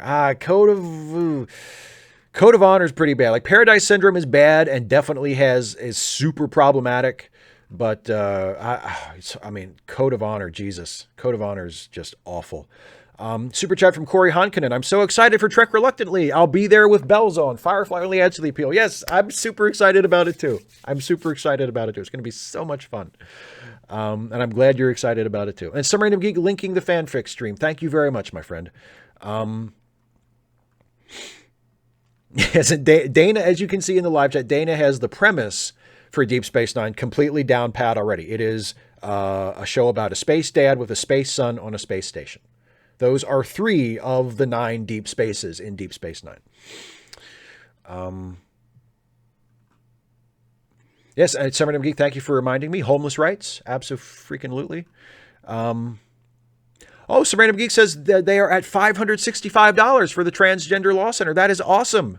That is so awesome. And a minute before that, they were at $450. So they just gained a whole bunch of that. That's awesome. That is awesome. Some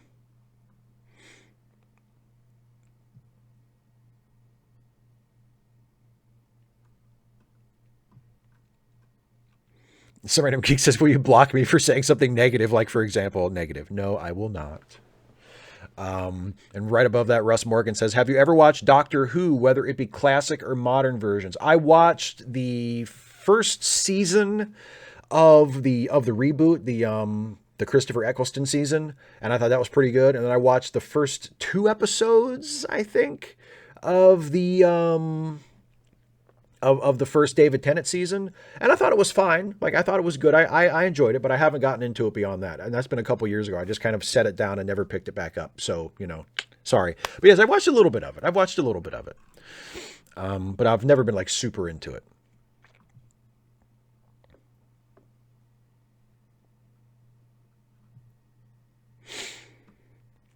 Oh, this is a great super chat question from Anthony Nagatani. Which is a better Joel Brooks role? Alamarain Waddy from DS9 or VR brothel owner in B5? I got to go with first of all, Joel Brooks is an awesome, hilarious actor. I love seeing him pop up in anything. He had a hilarious recurring role on Three's Company as Dr. Prescott. He was just hysterical. And yeah, I got to go with Waddy from DS9. Not for Alamarain, but for Diallo Shap 6. Like, come on. He's backlit, he's in shadow, he walks out of this like white light in the cave, and he vogues and he goes, Diallo. Like, come on, man. How awesome is that? That's the funniest shit ever. I got to go with that.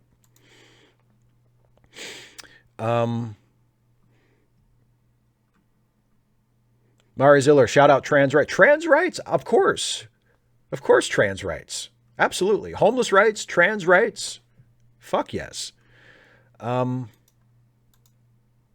another super chat from John Burns who says, conservatives think college boys are like British lords with their wigs, always telling them they don't speak the Queen's English, how some non-whites feel about Ebonics, not really American.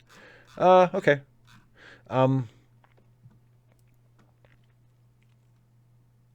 Yeah, some random geek. Wouldn't time traveling Star Trek just be Doctor Who? Well, I mean, maybe. I don't know. Maybe. I mean, you wouldn't have to. I mean, not every time travel show is going to be Doctor Who, or even a time travel, space travel show. Like, it's not automatically going to be Doctor Who. I mean, I'm sure people would make that comparison, but it doesn't have to be for sure.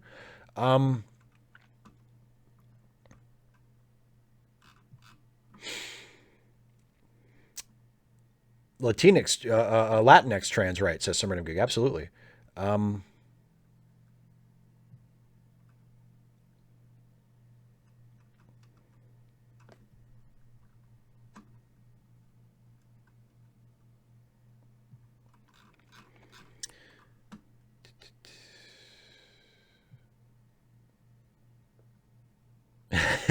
Dana's starting shit about the Mandalorian in the chat. I love to see that.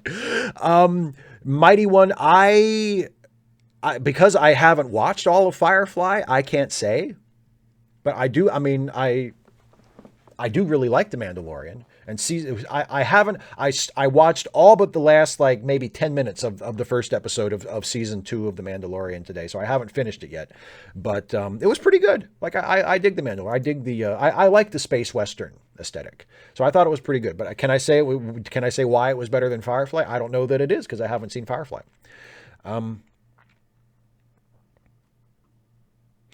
255 AD says, question, what does Michael think of Amy Coney Barrett? Their respective cults seem kind of similar. I think they're both Catholics. I think Michael Worley would like Amy Coney Barrett, but I think he would also he would look at her with an eye of suspicion because, one, she is a woman who is in a position of power, and Worley wouldn't like that. And two, I kind of like the idea that her cult and his Catholic cult are sort of rivals. So I don't think he would mostly be on board with her, but he would have his problems with her for those reasons, for totally personal, petty reasons.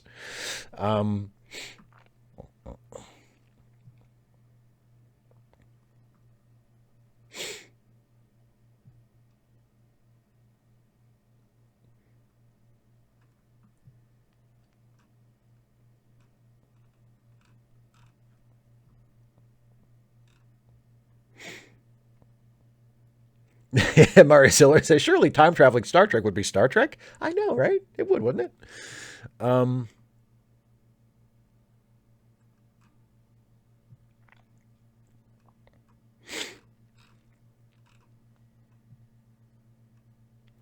Christina Teves says, pick a doctor to be your personal doctor during the pandemic. Does it have to be a Doctor Who doctor, or is it just like any doctor?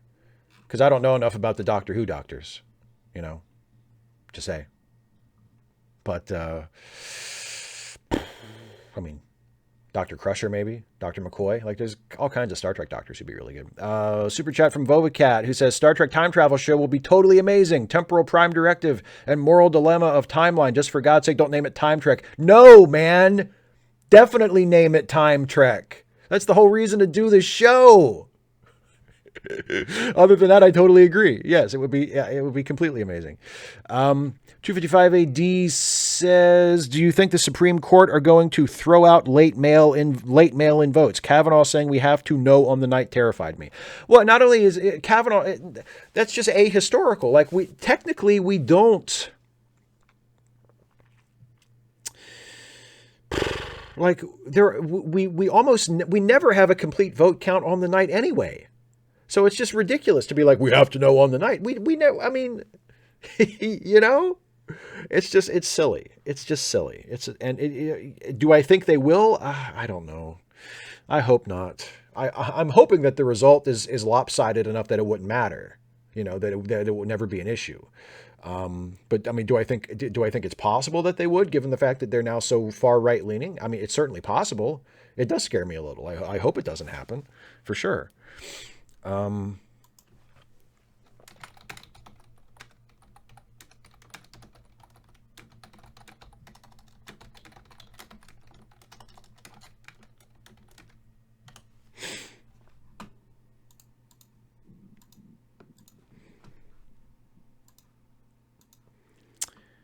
Queer Pro Black says, Steve, last week's question about Star Trek and Expanded Universe thought about what if Jake Sisko followed in Ben's footsteps and there was a show about Starfleet leadership. Sound interesting? Yeah, I would go for a Jake show. And if with that being the premise, about like maybe Jake sort of moving up in the ranks and becoming like working in the higher echelons of Starfleet, that could be interesting. Sure. Yeah.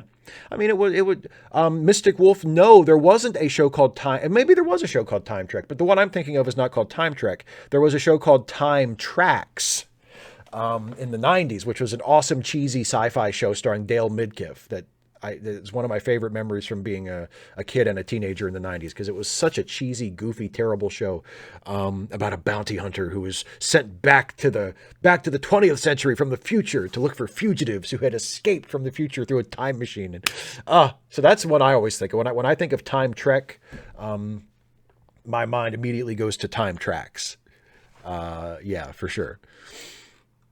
Super chat from John Burns, who says, living actors in a future episode of your favorite Star Trek series. Bruce Campbell, Michael Ironside, if he'd want to be in as a crazy admiral, Hugh Jackman as someone's conscience. Hugh Jackman would be cool in Star Trek for sure.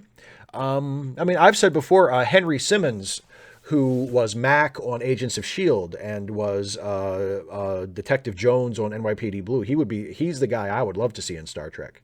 I think Henry Simmons would be so good in a Star Trek show. He would be like, if I was doing a Star Trek series based on like that's set aboard a ship, like that's my captain. I don't even know what his character is, but I know my captain is played by Henry Simmons.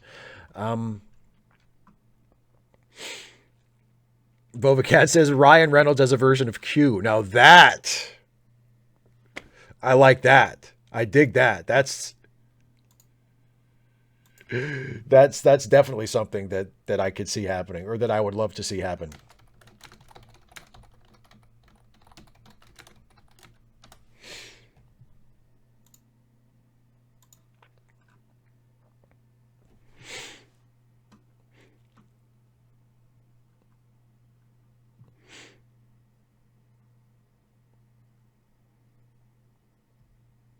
Yeah, the Mighty Ones. Enterprise is basically Star Trek Quantum Leap. Nah, I don't know if I go that far.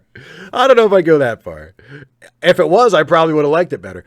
255 AD says, does history matter, or does what the right-wingers on the court say matter? Well, I mean, practically speaking, it's what the right-wingers on the court say, unfortunately. 250, Mari Ziller says, Whirlpool, Steve and Stuffy Christmas special, please. My two favorite series in a mix-up? Yes, please. I mean, I don't hold your breath for it. I'll just say that. Don't hold your breath for it. I wouldn't say that it's like never going to happen, but I have no plans for that right now. And I'm not like really eager to do it. But I mean, I wouldn't like say absolutely not. You know what I mean?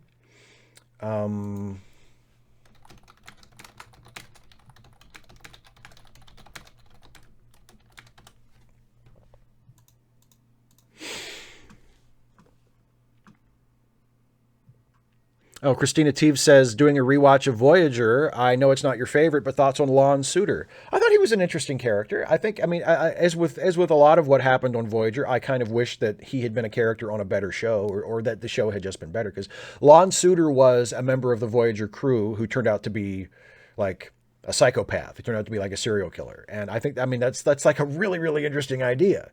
And he became a little bit of a recurring character. And I thought he was a really interesting character.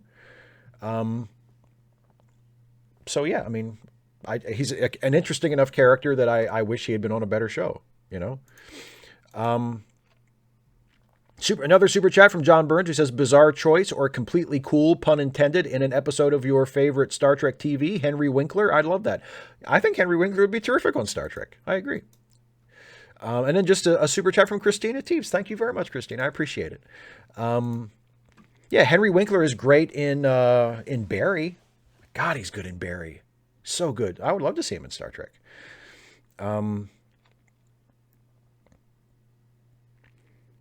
Dana asks, what is Stuffy's favorite Christmas memory? That's a really good question. What is, and now they're all piling on, what is Hans's favorite Christmas memory? I don't know if Hans has a favorite Christmas memory. Stuffy's favorite Christmas memory? That's a really good question. You know, there was a Stephen Stuffy episode a few years ago. I think that was a Christmas episode. Yeah, I think it was a Christmas episode. It was the one where Stuffy was leaving. He was moving away to go live with Wilhelmina. And there was a storyline where somehow Toby Benson somehow got his hands on a like it was like a computer app, a computer program or something that was tied in with like a government spying program that recorded everybody's like every word, basically. Like the premise, it was this premise where like the government was spying on everybody, and every word was recorded in this database. And Toby Benson gave Steve a computer program where he could look up like basically everything he's ever said and everything that anybody has ever said to him, because it was all recorded. And before Stuffy left, Steve scrolled all the way back to when he was a kid and when him and Stuffy first met. And like, I can't remember if he reads a little bit of it to him or just tells him about it and describes it, but there's this really sweet moment between them where they kind of look back at like the moment that they met. And I don't know if that would be Stuffy's favorite Christmas memory or not, but that's off the top of my head.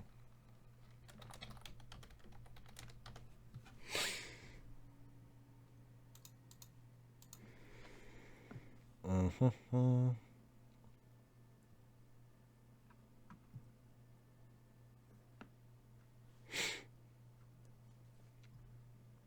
Oh, Pedro Noguera, have you seen Werner Herzog's Nosferatu? Oh my God, it's great.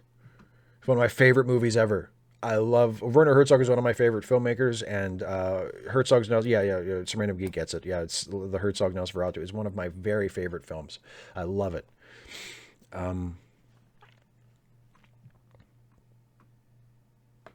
Damon White, if they could arrange to get Avery Brooks, would you object if Discovery brought back Cisco from the Celestial Temple for an episode? Fuck, of course not. I would love that shit. You kidding me?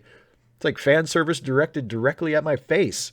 Yes, I would love if they would bring back Cisco for a Discovery episode for sure. God. The Mighty One, did you and Stuffy have a falling out? Did Stuffy demand a bigger trailer? No, it was nothing like that. There are, like I mentioned already, there new Stuffy episodes are in the works. I can't tell you exactly when they will be out, but we are writing them right now. And at some point. And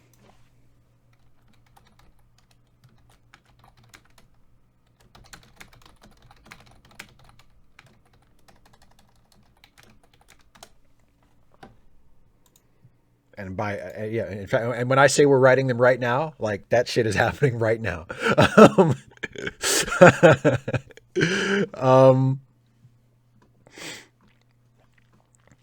Queer Pro Black says, another last week question. Trek show about different mirror universes instead of outer space and one main prime universe, intertwined stories across different mirrors. Yeah. Someone mentioned sliders earlier in the chat, like Star Trek sliders, like Star Trek visiting parallel universes. I can get behind that. I think that's a cool idea. Yeah, like I said, I mean, just the idea of setting shows in the Star Trek universe, taking the trappings of Star Trek, but instead of just doing another Star Trek show, do a Star Trek show that dabbles in a different genre. So yeah, parallel universe would be cool. Time travel would be cool. You know, space western, space hospital show, space whatever, like space legal show. I mean, come on.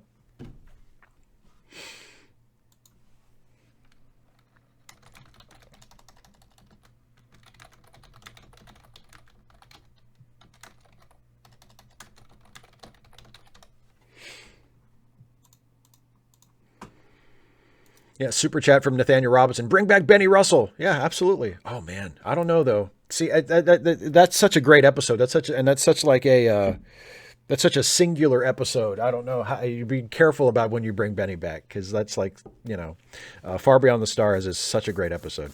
Dana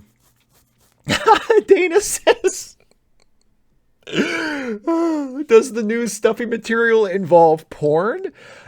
In a very tangential way, I guess it does. Yeah, nobody will know what that means until they see the episode. But in a very indirect way, it kind of does. Yeah, sort of. I think so. Yeah. It's Damon White, Star Trek in the style of Murder She Wrote. Exactly. Star Trek with somebody solving a mystery every week, for sure. Pedro says Star Trek Pawn Stars. No. 255 AD says, can Biden win without the late mail-in votes? I'm increasingly worrying that he might have to. I don't know. I mean, early voting has had some really major turnout lately. I mean, I know a lot of states don't differentiate between in-person early voting and mail-in early voting. So, I mean, it's difficult to tell, but a lot of states are having like really, high turnout in terms of in-person early voting. So, I mean, maybe he won't. And we're also assuming that, we're assuming that he is going to be disadvantaged by people voting in person on election day. And that may not be the case. So I don't know. Oh, did I miss your fuck, marry, kill super chat, John? Let me go back and find it. Oh, yeah. John says, I'm thinking I know your answers. Screw, marry, eliminate. Hugh Jackman, Russell Crowe, Mel Gibson. Oh, yeah. I think you probably do, John. Yeah. Screw Russell Crowe, marry Hugh Jackman, eliminate Mel Gibson. Was that what you guessed? Is that what you thought I would say? Not that difficult. Not a difficult choice.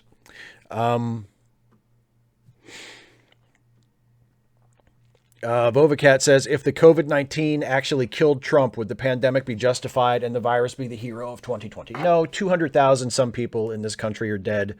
What is it, over 1 million worldwide now or something? I mean, think of all the people who are dead because of this. No, it wouldn't be. If it killed Trump, it wouldn't be worth it. No, absolutely not. I mean, I understand why it's tempting to say that, but no. 255 AD, has anyone ever told you and Stuffy's relationship is kind of similar to the movie Ted? Maybe. I can't remember, but I've had that thought. When I saw that movie, I thought, oh, it's kind of like Steve and Stuffy, Yeah, I've had that thought. So I'm sure somebody else has pointed it out, but yeah, there's definitely a resemblance there.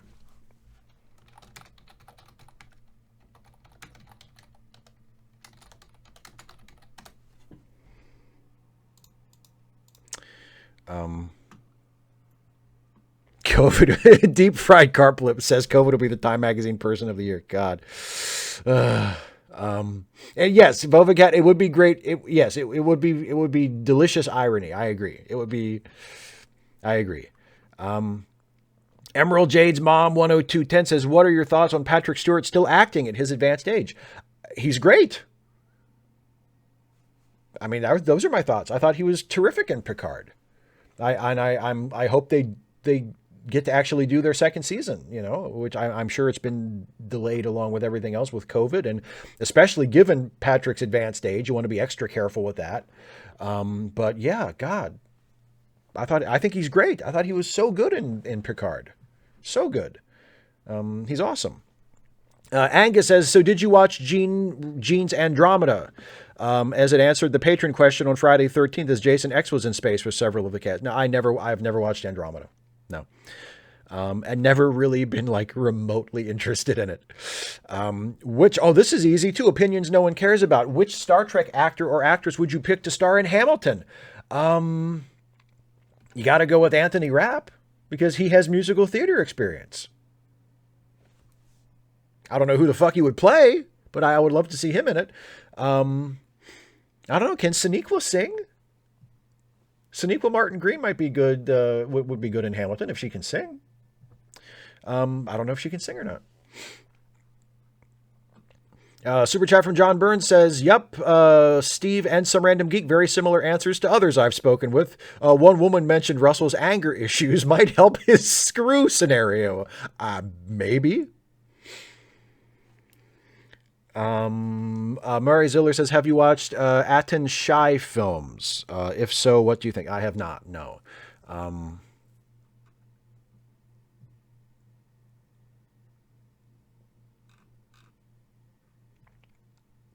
Yeah, Mighty One. I've heard that too, but I haven't I've heard that Avery Brooks is returning to Star Trek. I haven't seen it confirmed yet by a reputable source.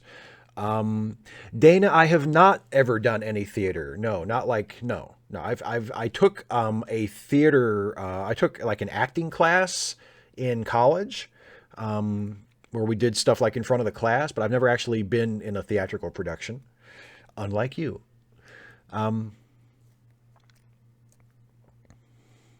Seth Jones, aside from the impossible, what Star Trek technology would most improve society today? Socialism. Tricorders would be nice. Communicators, I think, would be pretty cool. LeVar Burton. LeVar Burton would be good. John Burns saying Brent Spiner. Yeah, because, yes, Spiner can sing for sure. Avery Brooks, yeah. He could jazz it up, play some jazz piano. Brent Spiner as Burr. Oh, wow.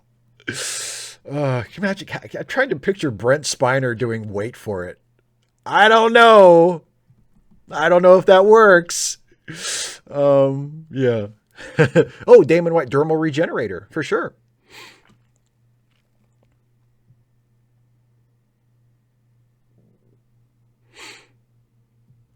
255 AD says, question, if mail-in is favoring Democrats, doesn't that mean in-person will favor Republicans? Not necessarily. I mean, because look, Democrats, I think nationally, Democrats, there are more registered Democrats than Republicans anyway, aren't there? So, I mean, it's plausible that there could be more Democrats in mail-in voting and more Democrats who show up to vote on the day. I mean, I don't think it's necessarily if it's one, then it must be the other.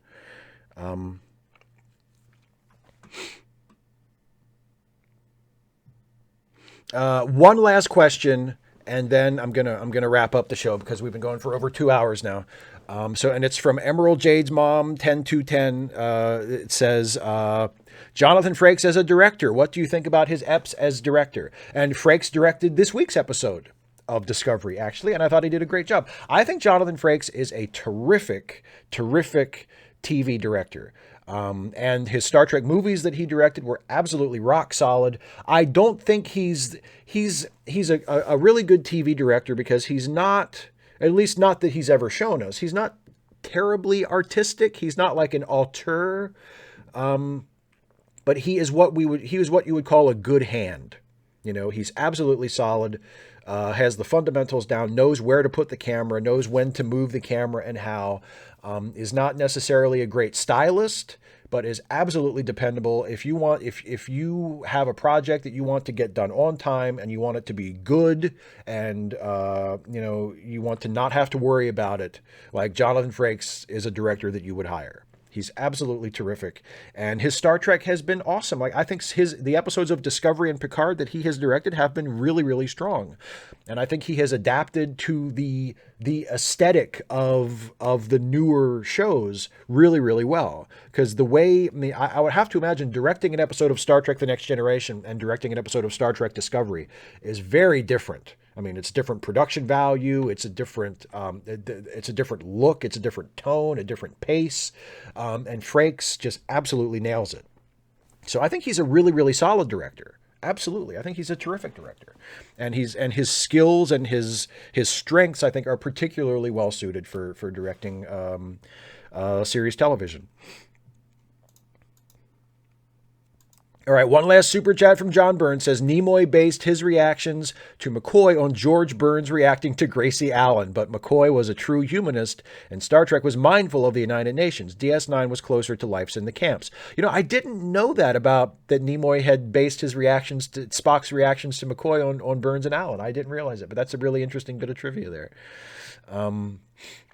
And yeah, Deep Space Nine just had a different focus. I mean, Deep Space Nine, the Federation was still the United Nations, but Deep Space Nine was more interested in the darker side. So I think that's why you would say that. Um,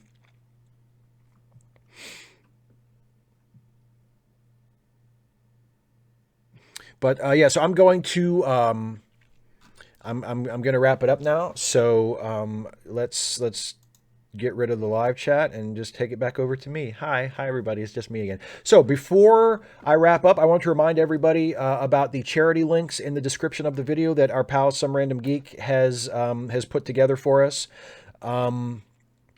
Those are fundraisers for some of our friends who need a little bit of a helping hand. If you can help any of them out, please go click that link, check out the doc, contribute if you can. Also, don't forget the Twitch charity stream that Some Random Geek is taking part in this weekend, and he just put the link in the live chat again. To donate, and also for the schedule for the various streamers who are going to be on this weekend, tinyurl.com/. Halloween Trans Charity. So check that out. And again, I will put that in the link in the description. Don't forget also, if you want to help me out, I have a Patreon page that is at patreon.com/Steve Shives, where you can become a patron for as little as $1 a month. $5 a month or more gets you a shout out at the end of a Trek Actually video. And in addition to that, I also co-host a couple of podcasts with the great Jason Harding. Those podcasts are Late Seating, the movie review podcast, and the Ensign's Log, the Star Trek themed comedy podcast, which now features special recurring guest star, again, our very own Dana from the live chat. She will be joining Jason and I on the Ensign's Log, playing various characters from now on, and it's been such a blast to have her with us so far. And yeah. So so you can listen to the Ensign's Log and to Late Seating at letmelistenpodcast.com, at SoundCloud, via RSS using your favorite podcast app. Links to that are all in the description, so check that out as well. And yeah, and I have some new stuff coming up. I have a new show starting. Wednesday, I already mentioned, is going to be Dana and I doing the first episode of our Star Trek Deep Space Nine watch-along show, Trek Reluctantly. A week from Monday will be the show that I am starting to replace the Facepalm 5. It'll be an interview show that I haven't titled yet, but it's going to be me interviewing people on live streams every week. And the first guest will be my good friend and fellow Star Trek focused YouTuber Jesse Gender. So that is not this coming Monday, but the Monday after this coming Monday at 6 p.m. And also a week from today, Dana and I are doing another live stream together. And this is something that I know, I think Some Random Geek has mentioned this before, and Dana has talked about this, doing this as well. So this is we're going to do the first part of a series of live streams where it's sort of like a book club where we will be reading, and not reading live on the air, but we will read and we will be discussing the book The Dispossessed by Ursula Le Guin. So that'll be a fun show to do too. That'll be next Friday, a week from today. So a lot of new stuff coming up. It's going to be really, really cool and really fun. So hopefully you can stick around and watch some of it. And I hope that you will join us for the new shows and continue to join us for the old shows, the current shows. And before I go, one last thing. My God, please, fellow Americans, if you have not done so already, please, please, please vote. If you can vote early in your state, please do so. If you have a mail-in ballot or an absentee ballot that you haven't turned in yet, don't mail it. It's too late. Drop it off at the election office or in a drop box. But and if all else fails, please take precautions, be safe, but vote on election day. But God, please vote, and vote for Biden. Right? There's no attempt at nonpartisanship here. I don't just want you to vote. I want you to vote for Joe Biden and Kamala Harris. Please, please, to save the country. That would be cool, right? If we still had a country after the election. So please vote. Please vote. And there you go. That's it. Thank you for watching, everybody. I will see you. When's the next time I'll see you? I'll see you Wednesday for Trek Reluctantly. And also for a Trek Actually comment response video. Yes. The Dispossessed.